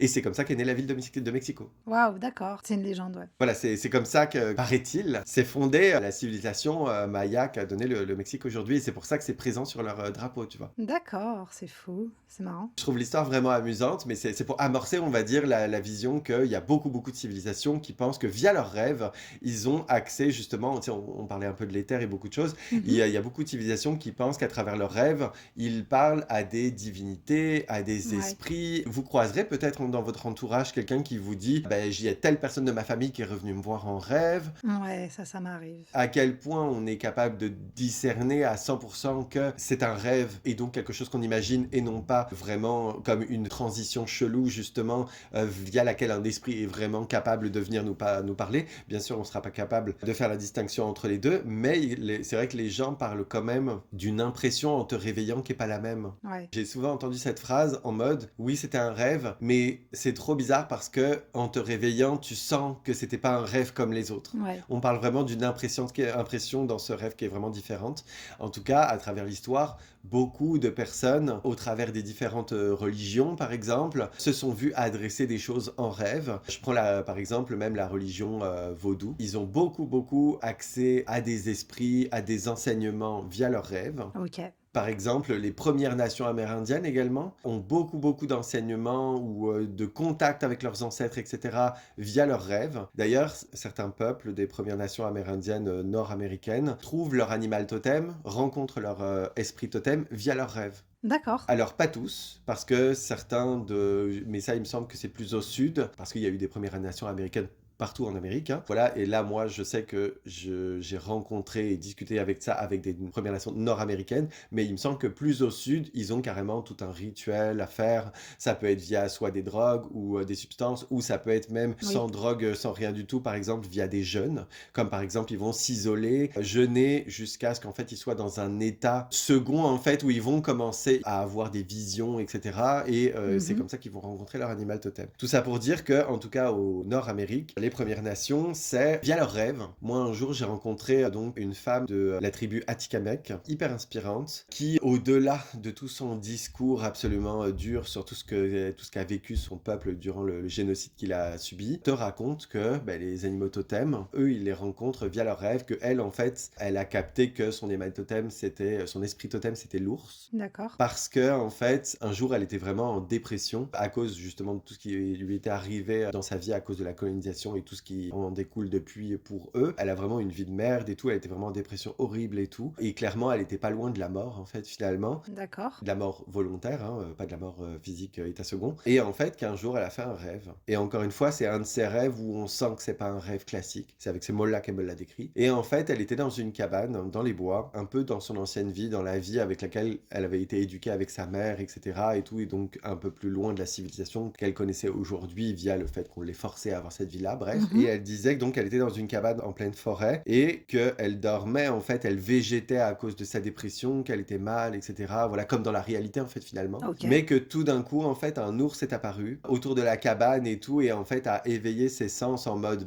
peur survie, tu vois. Et que tout d'un coup, en fait, elle a été animée par cette émotion de peur et que l'ours, en fait, au-delà de rôder autour de la cabane, s'est mis à cogner dedans, à gratter sur la porte, à vraiment comme essayer, en fait, de se dresser sur ses pattes arrière et puis pousser sur les murs jusqu'à ce que la cabane s'effondre pour avoir accès à elle, en fait. D'accord. Et en fait, elle s'est réveillée au moment où l'ours y arrivait à faire effondrer la cabane et puis qu'ils allaient se rencontrer finalement. Ce jour-là, elle m'a dit, encore une fois avec ces mots, j'ai compris en me réveillant qu'il fallait que je me réveille dans ma vie et que, en fait, genre, la peur que j'ai ressentie, cette peur de mourir, en fait, m'a fait comprendre que je ne voulais pas mourir. Je ne voulais pas me suicider, je voulais comme me remettre dans la vie. Ok. Et en fait, à ce moment-là, elle est sortie de sa dépression d'un coup, vraiment, juste un rêve a suffi pour ça. Elle est sortie de sa dépression d'un coup, elle a repris des études, elle a réappris la langue de sa maman, qu'à l'internat catholique dans lequel elle avait été enfermée, on lui avait empêché de pratiquer. Enfin, donc elle a repris possession de sa culture, etc. Et elle est sortie de sa dépression comme ça, et elle a compris ce jour-là que l'ours était son animal totem, que c'était son esprit totem qui était venu la sauver de sa vie. C'est fou, hein? C'est drôle, c'est très quand même spirituel tout ça, parce que c'est un lien qu'elle a fait elle. Ah, mais on est dans cette partie de la conversation. Ouais, c'est ça. Mais que depuis, elle l'avait rencontré 2-3 fois, son animal totem, à chaque fois qu'elle avait des problèmes dans sa vie, etc. Et que c'était toujours sous la forme d'ours, et donc que son animal totem était un ours. Ok, ah, il est revenu. Ouais, j'aimerais bien que ça m'arrive un petit peu. Te faire bouffer par un ours? Non, mais après, moi j'ai des animaux qui reviennent souvent dans mes rêves, mais bon, c'est pas des animaux totems, quoi. C'est voilà quoi. Ils sont là, quoi. C'est ça, exactement, ils sont là, quoi. Moi, j'en ai parlé avec elle, du coup, parce que forcément, durant cette interaction, elle essayait de nous aider justement à pas à le trouver parce que c'est ambitieux et que c'est un Ouais, chemin personnel et donc c'est pas quelque chose qu'elle pouvait faire pour nous. OK. Mais en tout cas, elle essayait de nous mettre sur la voie et d'essayer de voir si dans notre vie, il n'y avait pas des indices. Ah, trop drôle, OK. Et c'était hyper intéressant. Encore une fois, c'est toujours à travers les rêves. Donc, elle nous a demandé, est-ce que vous avez déjà rêvé d'une situation où il y a un animal qui revient souvent dans vos rêves? Enfin, voilà. OK. Et là, elle commence à me dire, parlez pas d'un chat, s'il vous plaît. Ouais, bah, c'est ça. Parce qu'elle me dit, il y a aussi quelque chose dans la psychologie qui malheureusement existe et qui est un peu trop facile à faire. C'est que quand on vit avec un animal ou quand on a un affect pour lui, là, c'est notre psychologie, entre guillemets, qui nous l'amène Bah, oui. et qui fait qu'on en rêve. Mais ça veut pas dire que le chat, dans ton rêve, va te sauver ou qu'il va te dire un message particulier, etc. Ça veut pas dire que c'est ton esprit totem pour autant, tu vois. Bah, ouais, c'est ça. En partant toujours, bien sûr, du principe que les esprits totems existent, hein, les enfants. Mais tout ça pour dire que, voilà, à se méfier de choses dont on est entouré continuellement. Parce qu'elle m'a regardé, elle m'a dit, hein, sinon, ça veut dire que tous les Européens ont tous un chat ou un chien comme animal totem. Donc, non, ce n'est pas possible. Tout en sachant que, encore une fois, il y a toujours cette partie de l'animal totem qui est hyper intéressant, qui est en fait que tu peux être surpris par la forme de ton animal totem parce que il a quelque chose à t'apprendre en fait sur ta vie et donc il prend en compte des aspects de ta personnalité, justement ton inconscient, tes peurs profondes et beaucoup de choses, ou même des enseignements que tu as à retenir de la vie et que toi tu ne connais pas encore. OK. Et donc tu peux être très surpris par sa forme parce que il représente genre ta vie au complet et puis ce que tu es censé en apprendre et des enseignements que tu es censé en tirer et voire même un aspect de toi que tu ne connais pas et donc tu peux être très surpris par sa forme. OK. Et moi j'avoue que tu sais quand elle m'a posé la question j'avais envie d'un truc badass, on va pas se mentir.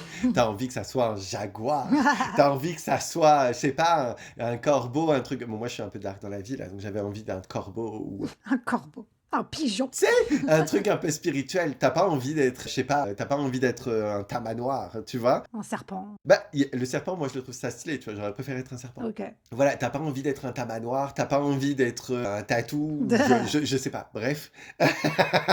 Tu vois, bah, bien sûr c'est propre au goût de chacun, mais on dit que t'es un pigeon à trois pattes de parisien, bah t'as le seum. Ouais, chiant. T'as le seum, tu vois. Enfin bref, et donc du coup elle me pose la question.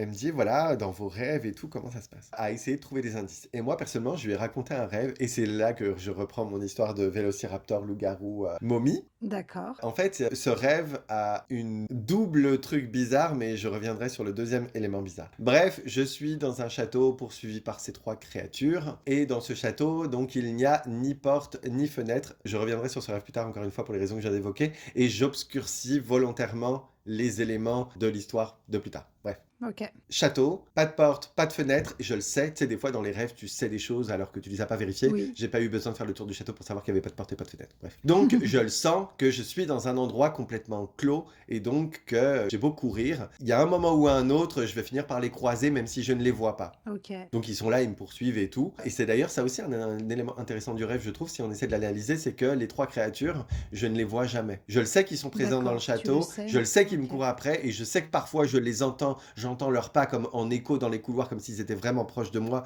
parce qu'ils se rapprochent, mais je ne les vois jamais. OK. Et enfin bref, donc, un vélociraptor, un loup-garou et une momie sont en coalition pour me faire mourir dans un château complètement clos. Et en fait, bon, arrive ce qui doit arriver, c'est-à-dire que j'ai couru dans tous les coups de tous les recoins du château et ils m'ont repoussé dans mes retranchements. J'arrive en haut de la plus haute salle, de la plus haute tour du truc, et donc j'arrive dans un cul-de-sac, quoi. Sauf que dans l'escalier en colimaçon de cette fameuse haute tour, apparaît finalement une fenêtre, mais qui n'était pas là, je le sais qu'il n'y avait pas de fenêtre, ni de porte, ni de quoi que ce soit, tu vois. Donc au moment où je pense que je vais finir coincé parce que quand j'arriverai en haut de cette tour, je n'aurai plus de solution et qu'ils vont finir par me rattraper, eh bien apparaît cette fenêtre. OK. Je l'ouvre et en fait, genre, j'ai deux solutions. Ils vont arriver, donc est-ce qu'ils me bouffent ou est-ce que je saute et que je meurs écrasé violemment dans le vide, tu vois.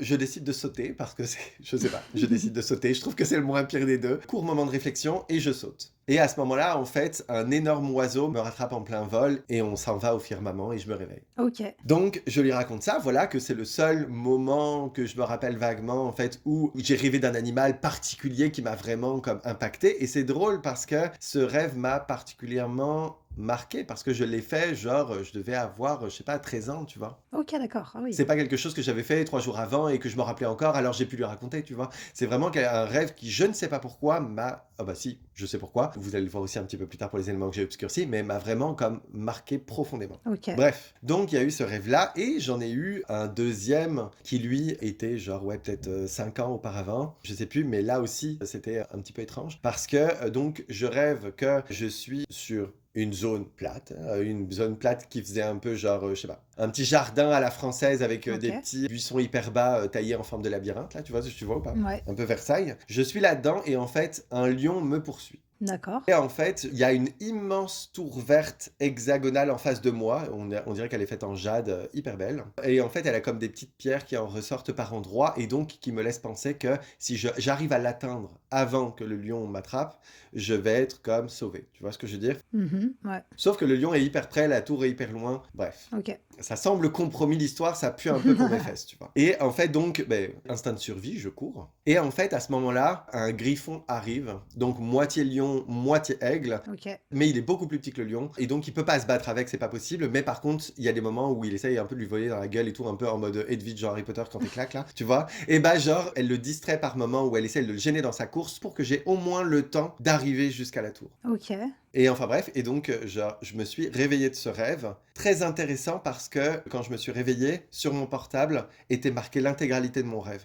Mon application de notes était ouverte Ok. et l'intégralité de mon rêve était notée. Comme si j'avais été victime d'une crise de somnambulisme et que j'avais noté l'intégralité de mon rêve pour m'en rappeler. Waouh. Ok. C'était complètement dingue. C'est pour ça que je me rappelle aussi vraiment très très bien de ce rêve. Enfin bref, et donc quand je lui ai raconté ça à la Micheline, elle était très impressionnée. On sentait que dans sa voix et tout, elle était fascinée par le truc et qu'il y avait de l'émotion et tout. Elle m'a dit, bah écoutez, moi je pense sincèrement que ça pourrait être un très bon indice. Elle m'a pas dit, oh c'est votre esprit totem, c'est sûr. Mais elle m'a dit honnêtement, ça ressemble énormément au vécu que moi j'ai eu. Et que au-delà de ça, le fait que vous soyez toujours capable de me raconter votre rêve que vous avez eu quand vous aviez 13 ans, ça veut dire quelque chose parce que les rêves dont on se rappelle comme si c'était hier, vraiment qui sont gravés dans notre esprit, Ouais. dans notre culture, ça veut dire qu'ils ont signifié quelque chose, ils avaient un message à vous transmettre, ils ont une importance particulière. Ok. Et donc, voilà, qu'il y avait quelque chose dans ce rêve à retenir en tout cas. Et elle dit, voilà, pour moi, votre esprit gardien était là en tout cas. Honnêtement, que ça pourrait vraiment être un oiseau en tout cas. Ok, cool. Elle dit,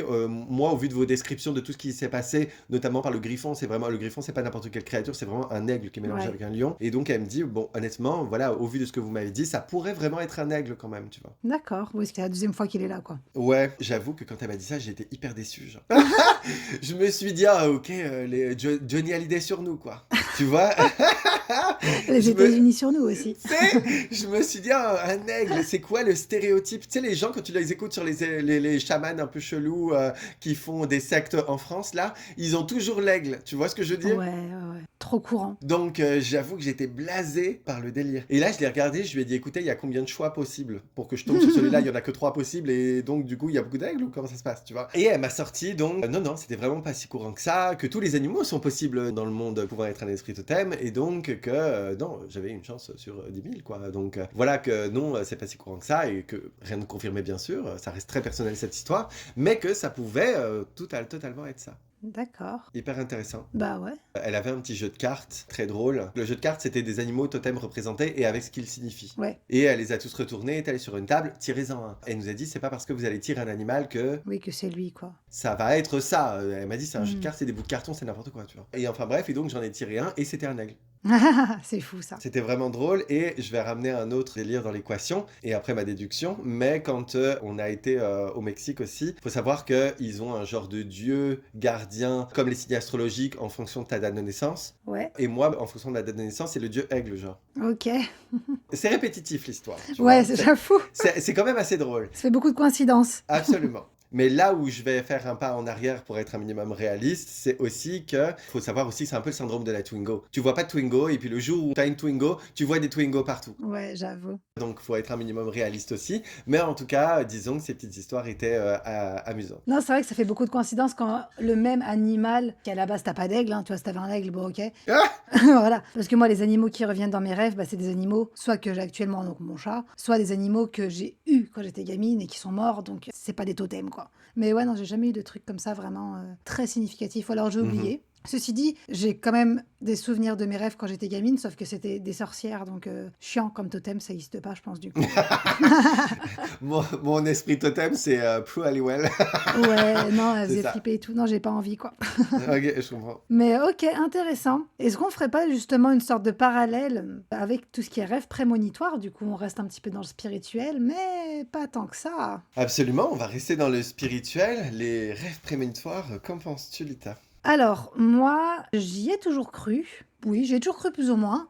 Mais surtout, j'ai clairement une amie à moi qui en fait. Ok. Donc, j'ai des preuves à l'appui, si je peux dire ça. Après, on n'y croit pas, hein. Mhm. Alors, elle en fait pas souvent, c'est rare. Et elle est contente parce que c'est très traumatisant comme expérience. Mais genre, un rêve tout bête qu'elle a fait il y a 2 ans, je crois maintenant, c'est que genre, on est une amie à nous qui est en couple avec son mec depuis pas super longtemps non plus à ce moment-là. Donc, on ne s'attendait absolument pas à ce qu'il se passe ça. Et donc, cette amie qui fait des rêves prémonitoires a rêvé que cette autre amie était enceinte. Ok. Alors, j'ai pas trop la notion du temps, mais on va dire quelques jours après, c'est pas Mhm. des mois après, hein, c'est vraiment hyper récent après, bah, cette amie nous a convoqués pour nous annoncer qu'effectivement, elle était enceinte. Ok. Alors que vraiment, il n'y avait aucun signe. Enfin, tu sais, quand tu vas un enfant, t'en parles ou quoi. Là, il y avait zéro Mhm. signe qu'elle allait tomber enceinte. C'était juste improbable. Voilà, donc ça, c'est un des rêves prémonitoires qu'elle a fait. Après, elle a fait d'autres rêves bien plus perturbants. Et en fait, ce qu'elle m'expliquait, c'est que, bah, comme on disait, c'est pas des rêves comme les autres. Ouais. Bah, c'est dur à expliquer. En même temps, je n'ai pas vraiment fait, donc je peux pas dire. C'est sa sensation qui est différente, genre? Ouais,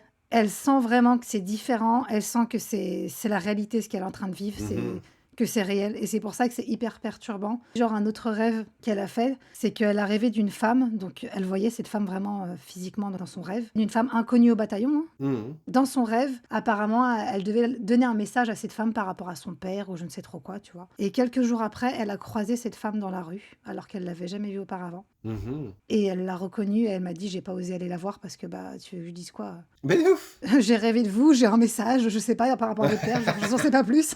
Enfin, tu sais. Et en gros, elle a fait plusieurs rêves comme ça, vraiment prémonitoires, parce que ça s'est vraiment produit par la suite, quoi. Donc, je peux que y croire. Après, moi, de mon côté, j'ai jamais eu cette sensation de rêve prémonitoire. Mais pour un truc, pour le coup, c'est une expérience que j'ai vécue, moi, là, c'était la semaine dernière, réellement. Alors, j'appelle pas ça un rêve prémonitoire, mais j'appelle ça un rêve vraiment grave, chelou, Ok, parfait. connecté, je dirais. Ok, d'accord. J'ai rêvé la semaine dernière, 2 soirs de suite, j'ai rêvé de ma meilleure amie. Il faut savoir qu'elle a un enfant, donc elle a une petite fille de 1 an et quelques, et elle est enceinte du deuxième. Et 2 soirs de suite, j'ai rêvé d'elle, et genre dans mon rêve, elle était hyper stressée. Il y a un truc qui allait pas, je sais pas, elle était stressée, elle disait des trucs du style laissez-moi mes enfants, enfin je sais pas, elle allait vraiment pas bien, tu vois. Le premier soir, je me suis dit ouais, ok, elle est stressée, c'est chelou et tout, mais bon.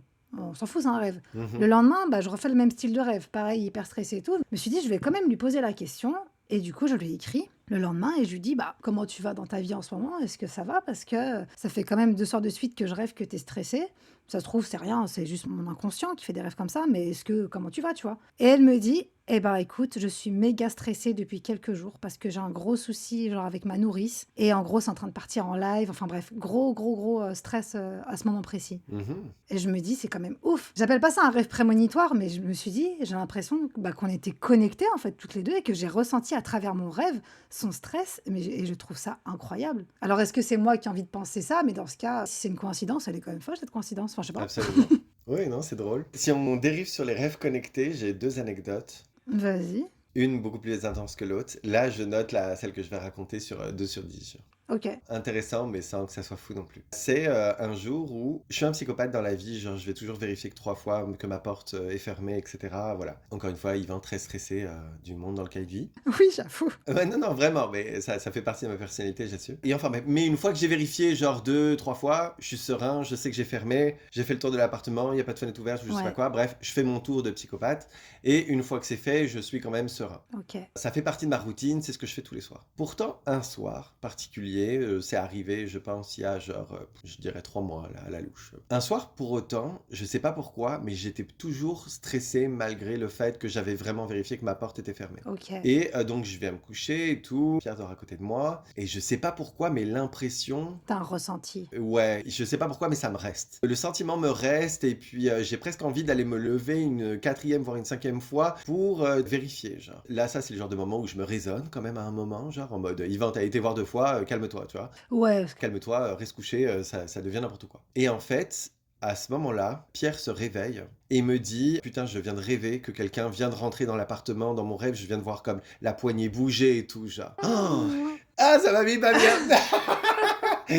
Ça m'a mis pas bien direct, je me suis relevé directement, genre, pour aller jusqu'à la porte et revérifier encore une fois et tout, genre. Et j'étais pas bien du tout. Et en fait, à ce moment-là, je ne sais pas, genre, à quel point j'ai inventé cette information ou quoi, parce qu'encore une fois, il était tard et tout. On habite au premier, en fait, et il y a comme une coursive, en fait, devant chez nous, ou un petit balcon qui mène à l'escalier pour descendre, enfin bref. Ouais, Et en fait, à ce moment-là, j'ai entendu des pas d'accord. sur ce balcon devant la porte. Donc, il y avait quelqu'un, en fait, devant ma porte. Mais il a le droit de passer là ou c'est vraiment chez vous? Il y a 2 voisins qui partagent ce balcon. D'accord, ok. Donc ça peut tout à fait être un de mes voisins, c'est parce que Ouais, bien sûr. ma poignée de porte n'a pas bougé, rien du tout. Personne n'a essayé de rentrer chez moi, c'est pas le problème. Ah ouais. L'enchaînement, on va dire, des actions est intéressante. Et vraiment, j'ai cette impression, je suis pas bien. Ensuite, Pierre qui se réveille, qui me dit, je viens de rêver que quelqu'un rentrait. Et je me déplace jusqu'à la porte, je revérifie encore une fois alors que j'ai déjà vérifié. Et puis là, j'entends des pas, genre devant le truc. Ouais. Même si c'était un de mes voisins, j'étais pas bien. Genre. Ça fait parallèle avec cette connexion qu'on vient de parler. C'est que comme si même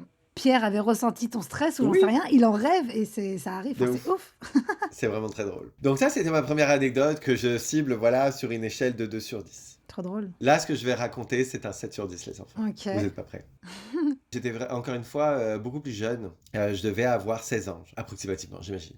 À cette époque-là, j'avais vraiment une relation avec ma sœur, avec ma petite sœur, qui était fusionnelle. On a 1 an et demi d'écart. On était cul et chemise. Si je bougeais le bras droit, elle bougeait le bras gauche et on pouvait manger dans la même assiette en même temps en coordonnant nos mouvements. Ok. On en était à ce niveau de fusionnalité. Mhm. Et en fait, un jour, j'ai fait un rêve des plus étranges, et c'est celui dont je parlais tout à l'heure, loup-garou, momie, vélociraptor. Ouais. Je vais raconter du coup les passages que j'ai obscurcis volontairement. Mhm. Dans mon rêve, en fait, déjà, je me réveille. C'est drôle de démarrer un rêve en se réveillant. Et en fait, je demande à mon frère et ma sœur où sont nos parents parce qu'ils ne sont pas présents. Et ils me disent, ils sont partis en course. Et en fait, je sais pas pourquoi, mais je sens qu'ils ne reviennent pas. Ok. Tu sais, genre dans ton rêve, il ne s'est pas passé 2 heures avant que tu t'en rendes compte, mais en tout cas, ils ne reviennent pas et donc je décide de partir à leur recherche. Ma sœur, pareil, décide de partir à leur recherche. Sauf qu'à ce moment-là, je ne sais pas pourquoi, mais elle sort de mon écran. Ok. Elle part, mais on part pas les chercher ensemble, tu vois. Ouais. Et enfin bref, et donc du coup, moi, droit devant moi, en sortant de la porte du bâtiment où j'habite à cette époque-là, se trouve un château. Ok. Donc je rentre dedans. Certains haters pourraient me dire « Ah, mais finalement, il y avait une porte, c'était rentré dedans. » Oui, écoutez, elle a disparu après, faites pas chier. Des fois, t'as des ressentis dans les rêves et ça n'a pas forcément d'explication, tu sais pas pourquoi. Bref.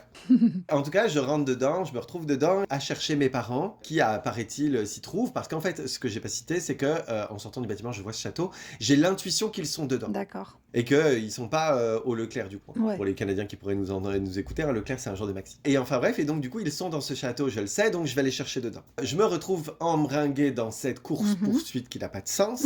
Et en fait, à un moment, je me rappelle ouvrir une salle de classe. Ok. Donc il y a des salles de classe dans le château, me demandez pas pourquoi. Hein. Je me rappelle ouvrir une salle de classe et en fait, au moment où j'ouvre cette porte, ma sœur en sort. D'accord. Et en fait, à ce moment-là, elle essaye de me dire quelque chose, je vois bien qu'elle me parle, mais je D'accord. n'entends rien, aucun son ne sort de sa bouche. Ok. Visiblement, elle est excédée par le fait que je comprends rien ou j'en sais rien, en tout cas, elle se barre. Ok. Et moi, à ce moment-là, j'essaie de lui dire, va pas par là parce qu'il y a les créatures qui, moi, me poursuivent. Ouais. Donc tu vas claquer. Donc quand elle se barre par là et qu'on se comprend pas, je la suis pas. Tu sais, Ouais. parce que j'ai pas envie de claquer Chacun sa aussi. merde.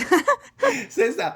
Et donc, du coup, je rentre dans cette salle de classe et je ferme la porte. Et en fait, je me retrouve dans une salle de classe vintage avec les petits pupitres en bois que tu étais capable de lever pour mettre des affaires en dessous. Ok.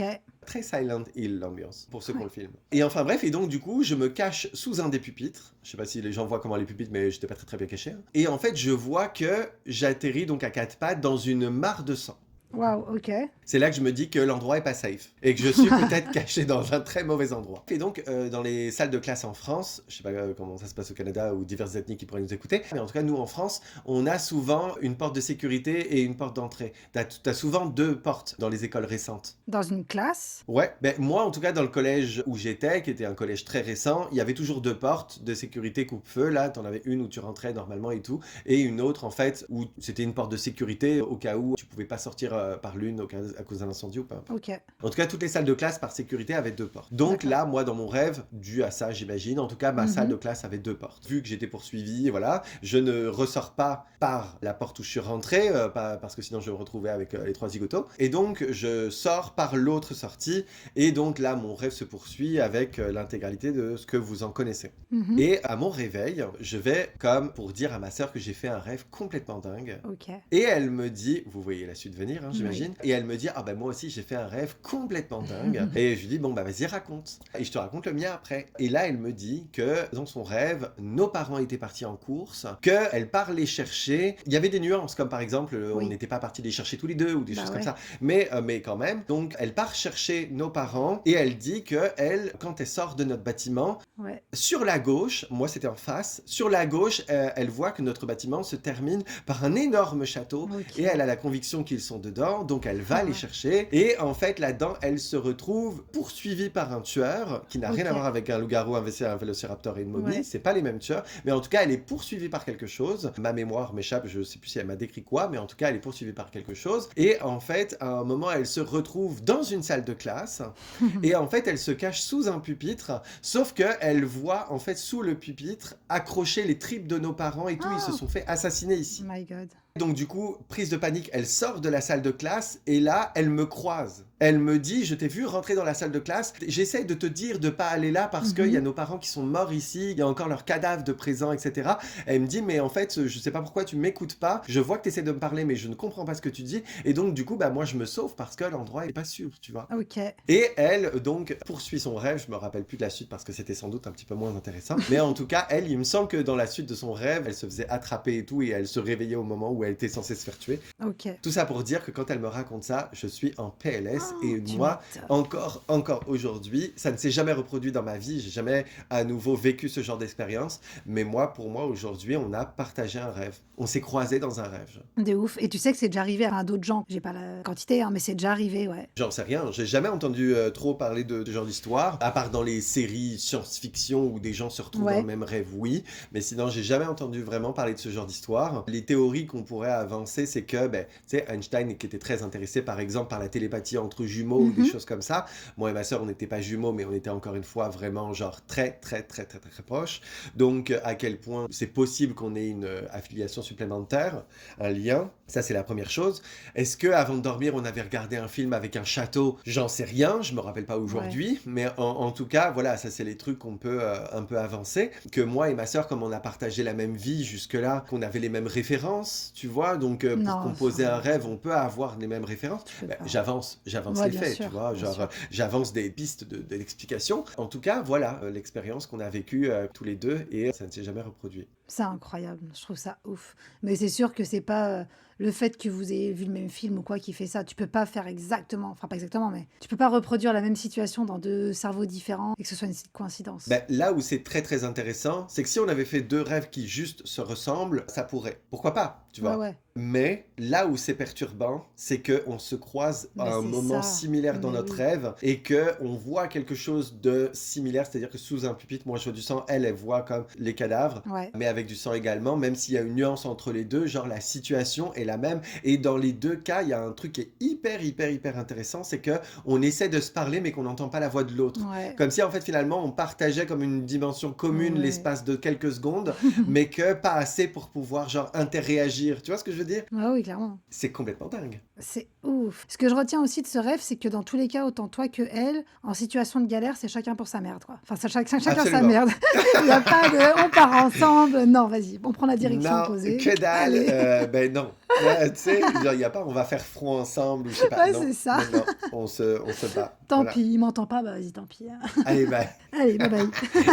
Mais ouais, non, mais incroyable. Ça, j'ai jamais vécu un truc pareil, j'avoue. Si je dis pas de bêtises, c'est déjà arrivé à d'autres gens. Et puis, comme tu le dis, s'ils l'ont repris dans des films ou des séries, c'est que, enfin, on n'invente pas, c'est que c'est des faits, quoi. C'est quelque chose qui est déjà arrivé, quoi. Bah après, voilà, dans le domaine du fantastique, il y a plein de licornes partout dans les contes. C'est pas pour ça qu'elles ont vraiment existé ou bien quoi, sûr, tu vois ce que oui, je je veux suis dire? d'accord, je suis d'accord. Donc, c'est pas parce que c'est présent partout dans le fantastique que forcément ça a existé, Bien c'est pas sûr. du tout une preuve en soi. Mais moi, voilà, ça c'est juste mon témoignage. avec tous les doutes que ça peut apporter chez les gens qui nous écoutent. Si vous avez vécu quelque chose qui pourrait s'y apparenter, même concernant les rêves prémonitoires ou les choses comme ça, n'hésitez pas à nous le partager. Ouais, de ouf. Moi, personnellement, j'ai jamais fait de rêve prémonitoire. Le seul truc un peu chelou une fois qu'il m'est arrivé, mais et encore parce que c'était pas un rêve, je dormais pas, mais je vois pas où je pourrais placer ça ailleurs comme anecdote, mais c'est vraiment 2 secondes. C'est que je me rappelle avoir marché un jour et avoir comme fermé les yeux 2 secondes. Encore une fois, dès que je ferme les yeux, moi j'ai une imagination très débordante. Hein. Je me rappelle avoir fermé les yeux de 2 secondes, un battement de paupières, pas plus les enfants, et avoir eu l'image dans mon cerveau, un peu comme quand tu regardes une lumière trop longtemps et qu'après tu as une impression dans ton cerveau là de cette image,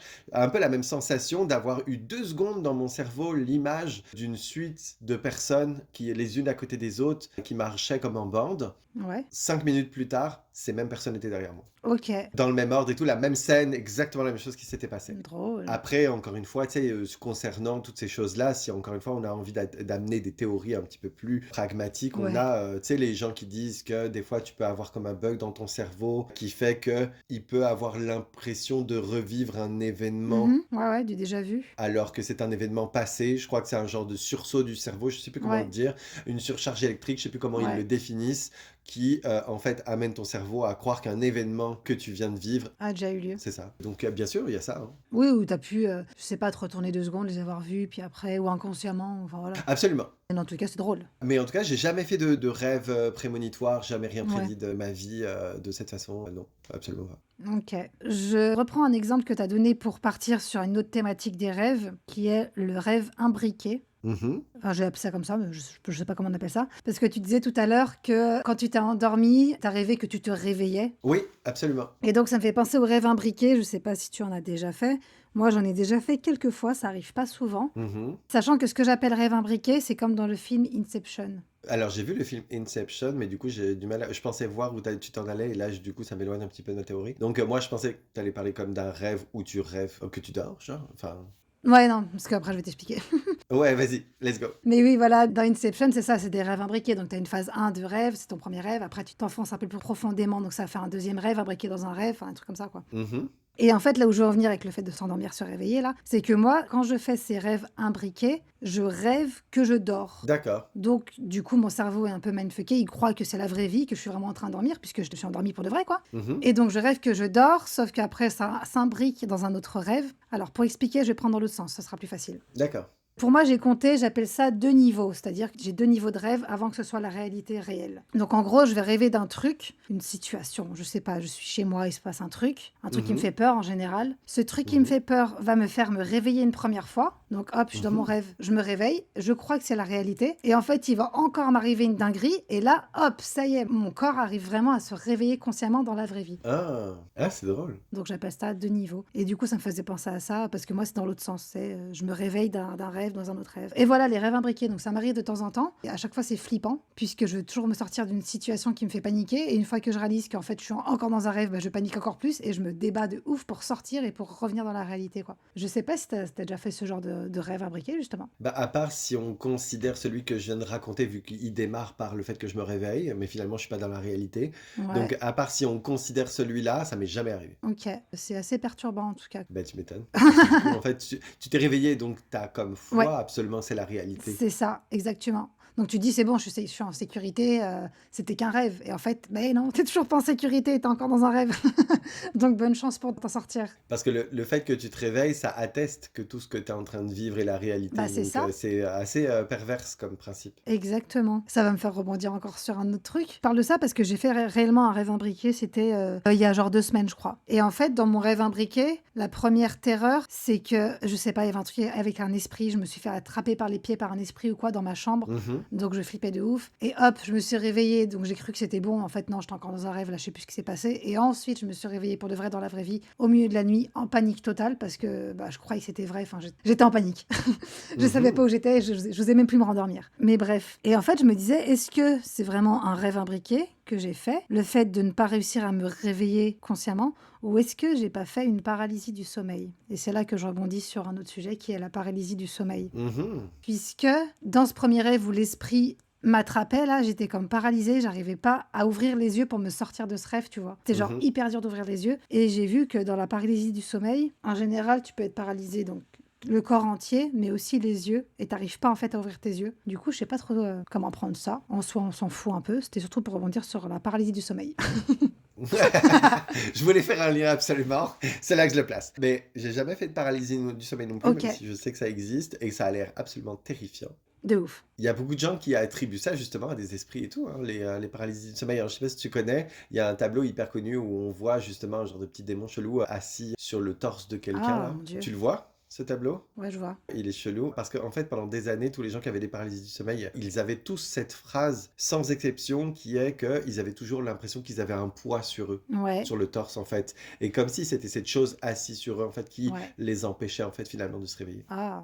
Voilà pour la petite part superstition. Mais ouais, non, franchement, en vrai, j'ai jamais fait ça et ça a l'air absolument terrifiant. Attends, j'ai du mal à faire la nuance entre quelque chose. C'est ton corps dort encore, mais toi, tu as conscience que t'es réveillé ou je sais pas quoi. Ouais, voilà, en fait, c'est ça. C'est que ton cerveau, en fait, d'après mes petites recherches, si je dis pas de bêtises, la connexion qui se fait entre ton cerveau et ton corps pour dire que c'est bon, on est réveillé, elle se fait pas assez rapidement, tu vois, comme quand tu te lèves le matin, c'est bon, c'est le matin. Mhm. Donc en fait, ton cerveau est réveillé, mais ton corps n'a pas encore eu cette connexion, donc ton corps reste paralysé. Comme pour éviter un somnambulisme, tu Je vois. comprends. Ton corps reste allongé, donc tu peux rien faire. Horrible. Mais tu as conscience de tout ce qui se passe autour. Sauf que le problème de ça, c'est que pendant cette fameuse paralysie où tu peux pas bouger, tu as des hallucinations auditives. Alors, pas tout le monde, hein. Ça peut Mhm. être auditif ou visuel. Et en général, quand c'est visuel, effectivement, il y a soit un esprit, comme tu dis, posé sur toi, soit un esprit dans la pièce qui se balade et qui se rapproche de toi ou qui te fait des trucs. Et c'est ça qui est terrifiant parce que tu peux rien faire et tu es sûr à 100% que c'est en train de se passer, quoi. Dans la vraie vie, en fait. Oh, mais moi, ça m'arrive.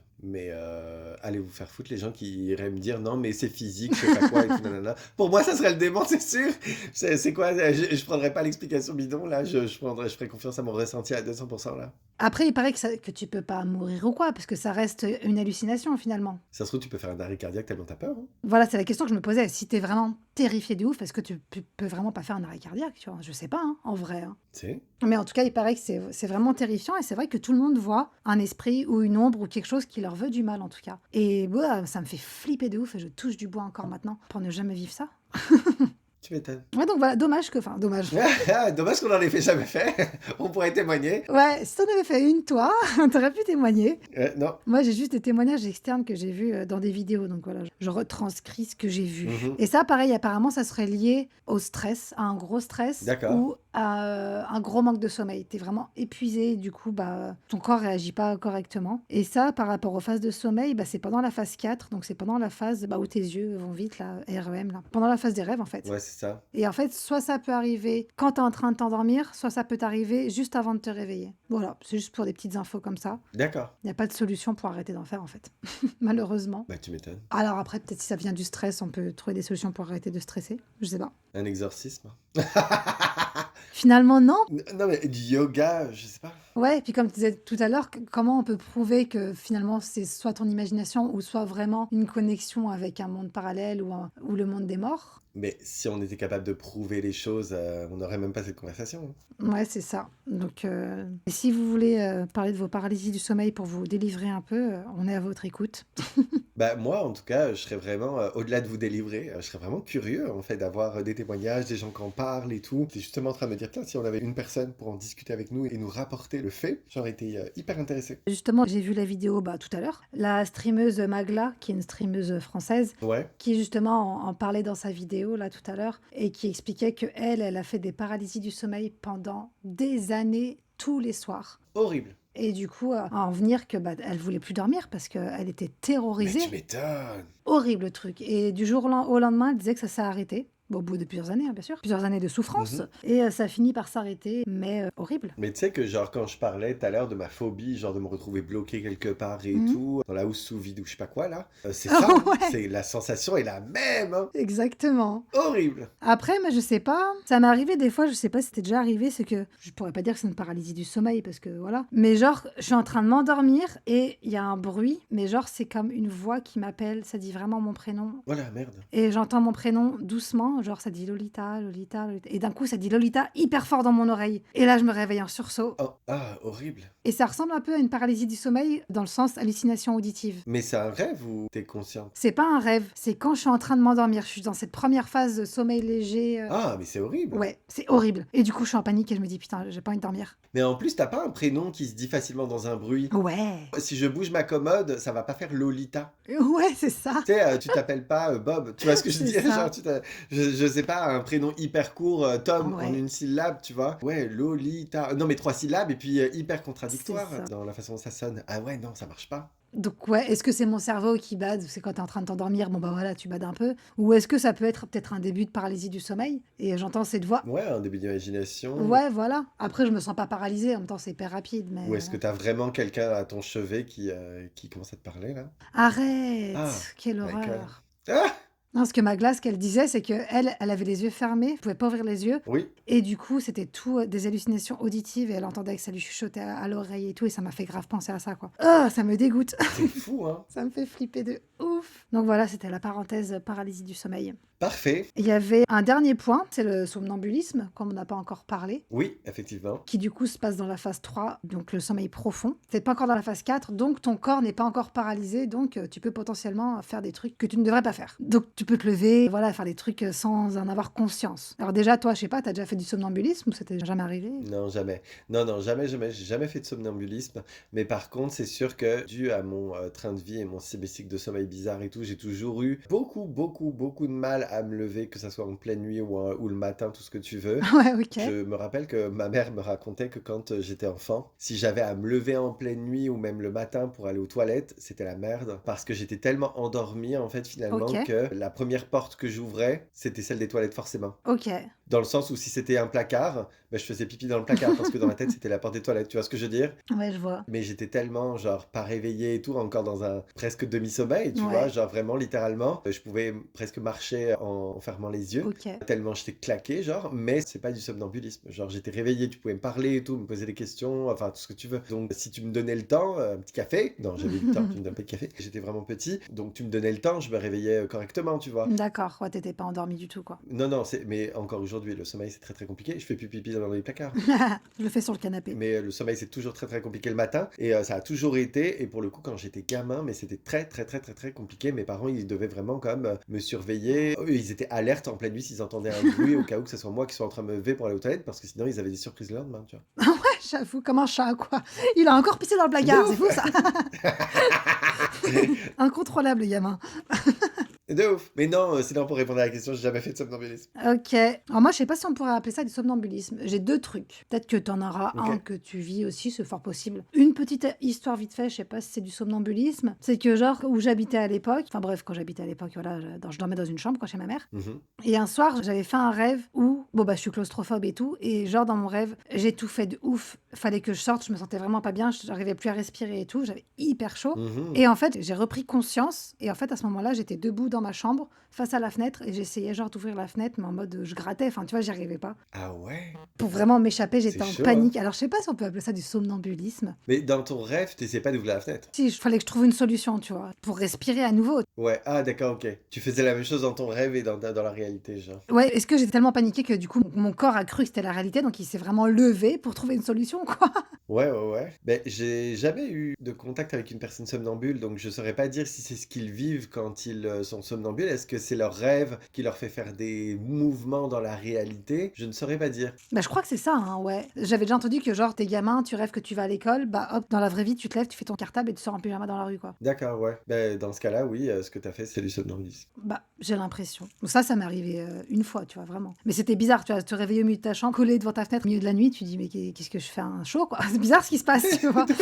Très stressant tout ça. Donc ça, c'est ma première anecdote, entre guillemets. Et la deuxième, qui est pas aussi ouf, c'est que, alors maintenant, ça m'arrive souvent aussi, par contre, très régulièrement, même la semaine dernière, je me lève plus pour faire des trucs bizarres. Mhm. Mais par contre, Je fais des rêves très, très intenses émotionnellement parlant, donc je pleure très fort dans mes rêves au point de faire des crises. Ah ouais? Ouais, ouais, vraiment. Ou quand je suis heureuse dans mon rêve, je suis vraiment hyper heureuse et en fait, l'émotion dans mon rêve est tellement puissante que je le fais dans la vraie vie. Tu ris et tout, Je genre? vais me réveiller un petit peu dans la vraie vie et je vais sentir que je suis vraiment en train de sourire pour de vrai ou que je suis en train de pleurer, sans les larmes, hein, mais je chouine, Mhm. ou que je suis en train de rigoler. Du coup, je me réveille et je suis en train de rigoler et je me dis: «Waouh!» C'est fou, hein? Alors je pense que c'est pas du somnambulisme, hein, mais c'est pour dire à quel point mon rêve est puissant, que ça me provoque la même émotion dans la vraie vie, quoi, alors que je suis en train de dormir dans mon lit pépouze, quoi. Mhm. C'est trop bizarre. Ça te l'a jamais fait ça, du coup, non plus? Non, mais j'ai déjà eu des rêves qui ont changé des sentiments ou des appréhensions ou des opinions que j'avais dans la vraie vie. Ah waouh! À ce point-là, quoi. Ouais, mais c'était vraiment spécial. J'irai pas jusqu'à dire que ce que j'ai vécu est réel ou que ça veut dire quoi que ce soit, donc vous emballez pas les gens. Mais il faut savoir que dans ma famille, j'avais une tante dont j'avais pas forcément une très très bonne opinion. Je la connaissais très peu, elle était alcoolique, enfin voilà, donc je la jugeais énormément, énormément sur la boisson et beaucoup de choses. Pas tant que je trouve que le fait d'être alcoolique ça soit mal ou quoi, ou que tu fais de mauvaises choses, mais elle avait des enfants, mes cousines, et je trouvais que elle leur offrait vraiment pas une bonne vie. Et c'est vraiment par rapport à Ouais, elle que d'accord. ça venait un petit peu plus me chercher en mode quand t'as des enfants, il me semble que tu devrais genre essayer de te maîtriser, Oui. genre fais quelque chose, tu Ouais, vois. ouais. Si t'as tes enfants chez toi en bas âge qui méritent qu'on s'occupe d'eux alors que toi t'es à poil dans la neige avec ta vodka, il me semble que ça va pas, tu vois. Mmh mh. Donc j'ai pas d'opinion sur le mal en soi, mais par contre la situation faisait que je trouvais que c'était pas cool. Ouais, ça te dérangeait. Ouais, absolument. Ça me dérangeait vraiment. Donc, du coup, j'avais pas une très très bonne opinion de ma tante. Et pour autant, un jour, sans crier gare, je ne sais pas pourquoi, j'ai rêvé d'elle. Alors qu'encore une fois, on n'a jamais été proches, hein. Ouais. C'est pas comme un rêve avec ma sœur où on était fusionnés, je sais pas quoi. On n'a jamais, jamais, jamais été proches. J'ai dû lui accorder 2 mots au cours de toute ma vie. Donc, je peux même pas dire que je la connaissais vraiment. Enfin, voilà. OK. Et en fait, genre, c'était au cours d'un Noël et tout, dans mon rêve, hein, bien sûr. Donc, on se retrouve, je vois dans mon rêve l'intégralité de la famille. J'ai une grande famille. L'intégralité de la famille est très, très floue. Je ne vois qu'elle, en fait, finalement, comme si on était dans une bulle. OK. On interréagit et tout. Et à la fin de mon rêve, c'est un de ces rêves où tu peux. Genre, j'ai eu l'impression de ressentir qu'il y avait quelque chose d'étrange, que c'était pas forcément un rêve normal, tu vois. Quand les gens me disent ça, qu'ils ont ressenti quelque chose, que le rêve était pas classique, bah c'était un peu ce que je ressentais pour celui-là. Enfin bref, et donc du coup, elle me faisait rire, elle me racontait des blagues. Dans mon rêve, j'avais une relation que j'avais jamais eue avec elle dans la réalité, faut pas se leurrer. OK. Elle était même beaucoup plus fraîche dans mon rêve que ce qu'elle avait jamais été dans son Dans sa vie? vivant. Ouais, voilà, c'est ça, littéralement. Et enfin bref, et donc du coup, je me rappelle que, je sais pas si je l'ai précisé, mais elle est morte. Non, tu m'as pas dit. Ah bon bah voilà, c'était après sa mort hein, que j'ai fait ce rêve-là. D'accord, OK. Un jour, elle est morte de par son mode de vie. Et puis, donc, longtemps après, enfin, quelques temps après, j'ai fait ce rêve. OK. Mais longtemps, hein, il me semble que, ouais, des années, hein, des années après, genre, ça faisait au moins, assurément, au moins minimum 2 ans. OK. Et enfin bref, et donc du coup à la fin de mon rêve, ma tante me disait genre ah mais tu sais au fait, faut vraiment pas avoir de peine pour moi. Genre je suis vraiment bien et tout, je suis heureuse et puis voilà, ma vie elle a été ce qu'elle a été et puis ça a été fait quoi. Ouais. Et puis je sais que Mémé elle a beaucoup de chagrin et tout, mais bon voilà, genre sachez que moi tout va bien aujourd'hui et que je vais beaucoup mieux, tu vois. Il y a beaucoup de gens qui racontent ça après des décès ou des choses comme ça, tu vois, peu importe. Mais moi encore une fois, j'étais pas particulièrement proche de ma tante et tout, je m'en foutais un peu, hein, donc voilà. Et enfin bref, et donc du coup, je me rappelle plusieurs choses un peu perturbantes, c'est que je me suis réveillé, il faisait hyper froid dans la pièce. Ah waouh! Ouais. Et on n'était pas en hiver, tu Ouais, sais, ouais. genre il y avait aucune raison pour ça. Et je sais que c'était pas un ressenti personnel parce que mon mec de l'époque s'était réveillé par mon mouvement parce que je me suis un peu réveillé en sursaut, genre il avait le sommeil un peu fragile et il me l'a dit, genre il m'a dit mais il fait froid dans la pièce, genre donc c'est pas un ressenti personnel, je l'inventais pas, tu vois. OK. Et en fait, je me suis réveillé, et c'est là que ça devient étrange et que je fais le parallèle avec ce que tu es en train de me raconter, c'est que je n'avais plus aucun ressenti négatif à propos d'elle. Waouh! OK. Ça a vraiment changé quelque chose. Je me suis endormi, j'avais vraiment du dédain et puis des émotions pas très positives à propos d'elle, sans penser d'elle. Je pensais pas à elle en m'endormant, mais en tout cas, j'avais pas forcément une bonne opinion d'elle dans la vie. Et en fait, genre, je me suis réveillé et j'étais vraiment transformé à son propos. Mais un claquement de doigts, c'était complètement différent. C'est fou! Je me suis réveillé, j'étais vachement en paix avec elle, ni je dis pas que mes opinions avaient changé, pourtant pas du tout, hein, que dalle, mais pourtant plus aucun ressenti négatif, rien du tout, rien du tout, rien du tout. D'accord. Ça a vraiment changé quelque chose. C'est marrant. Bon, c'est pas une vidéo sur le paranormal, mais bon, quitte à raconter cette histoire, autant la raconter complètement. Je l'ai raconté à ma mère. Ma mère m'a dit, bah, c'est drôle parce que ça fait 2 ans jour pour jour aujourd'hui qu'elle est morte. Ah waouh! Effectivement, je savais plus combien de temps ça faisait après, mais je sais que c'était la date de l'anniversaire de sa mort. Ouais. Ok. précisément jour pour C'est jour. fou. Et c'est complètement dingue. Encore une fois, ma mère était hyper perturbée parce qu'elle me dit, c'est fou parce que c'était l'anniversaire de la date de sa mort et ma sœur venait de raccrocher avec elle pour dire qu'elle avait eu une expérience bizarre. Oh, waouh! Ouais, ça fait écho à une autre expérience que j'ai racontée avec ma sœur au cours de ce podcast. Ouais, bah oui. Mais ma sœur avait eu donc rien à voir, c'était pas du tout au courant d'un rêve, c'est juste que de son côté la pièce s'était rafraîchie et qu'elle était dans un genre de paralysie chelou en tout cas, mais où elle avait eu comme quelque chose de flou flotter au-dessus d'elle, genre. Oh mon Dieu. Et c'est ce qu'elle a raconté en tout cas. Mais encore une fois, elle avait appelé ma mère avant moi. Donc il n'y avait pas de ma mère lui raconter. Donc du coup, elle copie parce qu'elle est jalouse ou je sais pas quoi. Tu vois. J'en sais rien. Et encore une fois, je suis pas médium, les gens. Donc je vois pas les morts, rien du tout, tu vois. Donc on n'est pas dans le sixième sens ici. Donc j'irai pas jusqu'à dire que tout ça c'était la réalité. Juste que peut-être que mon cerveau avait enregistré cette date. Quelqu'un de cartésien pourrait dire que j'ai été bien plus impacté par l'événement que ce que je pensais. Même si j'avais pas de contact avec elle. Enfin, peu importe. Mais en tout cas, c'est ce qui s'est passé. Quand ça tombe le même jour, et puis c'est bien connu, enfin c'est bien connu, genre ça arrive tous les jours, c'est, entre guillemets, c'est bien connu que quand un mort, entre guillemets, te rend visite, la pièce se refroidit de ouf. Oui, c'est quelque chose, effectivement, c'est un facteur qu'on cite beaucoup. C'est ça. Donc, c'est ce qui m'amène à penser que ça pourrait s'être réellement passé.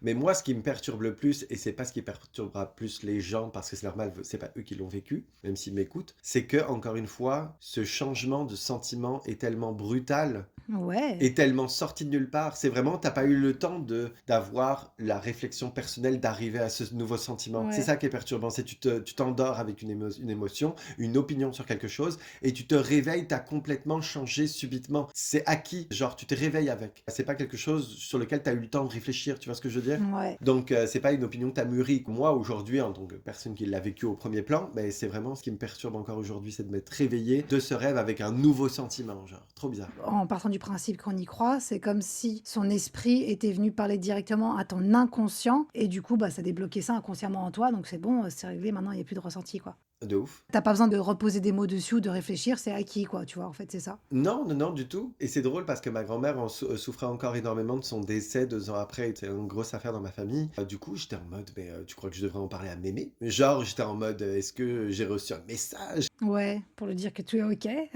Et ouais, tout est nickel, tu sais. Genre, ma mère, elle m'a dit non, non.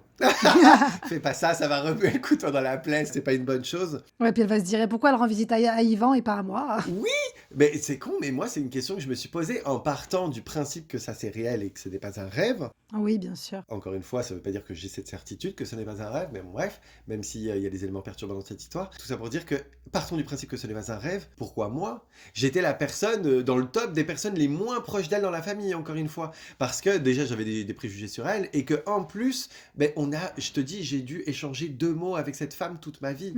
Ouais. Justement parce que je l'aimais pas spécialement, donc du coup, je cherchais pas à avoir un contact avec elle non plus, tu vois. Après, dans tous les cas, tu dis c'était pas un rêve ou quoi, mais dans tous les cas, t'étais en train de rêver, t'as rêvé de ça. Ouais, absolument, j'étais dans un rêve, en plein sommeil, absolument. Exactement. Et après, pourquoi? Bah, peut-être que toi, de ton côté, t'avais pas besoin d'avoir ce genre de confirmation, mais nous, après, si on croit une fois de plus à tout ça, peut-être que une âme, de son côté, a besoin de faire le point avec les gens qui restent sur Terre pour conclure un truc, tu vois. J'en sais rien, mais ça se peut, hein, mais j'ai eu cette conversation avec ma mère où je lui ai demandé, genre, tu crois que je devrais faire quoi avec cette info, là? Et elle m'a dit, non, non, parle-en à personne, là, ça sert à rien, ça va remuer le couteau dans la plaie, tout le monde est en train de faire son deuil, et puis ça sert à rien. Ouais. Et en fait, bah, effectivement, du coup, je l'ai toujours gardé pour moi. Ok. Je sais que de temps en temps, on partage nos podcasts sur Instagram et que donc j'ai mes cousines Ok. sur mon Insta qui pourraient entendre cette histoire, on sait jamais, les coïncidences de la vie. Et donc, si elles sont offensées par cette histoire, et donc je m'excuse de l'avoir gardée pour moi, je savais pas trop quoi faire. Je sais pas si c'était vraiment une bonne idée de partager un truc pareil. Mais en tout cas, voilà, ma petite histoire. Donc,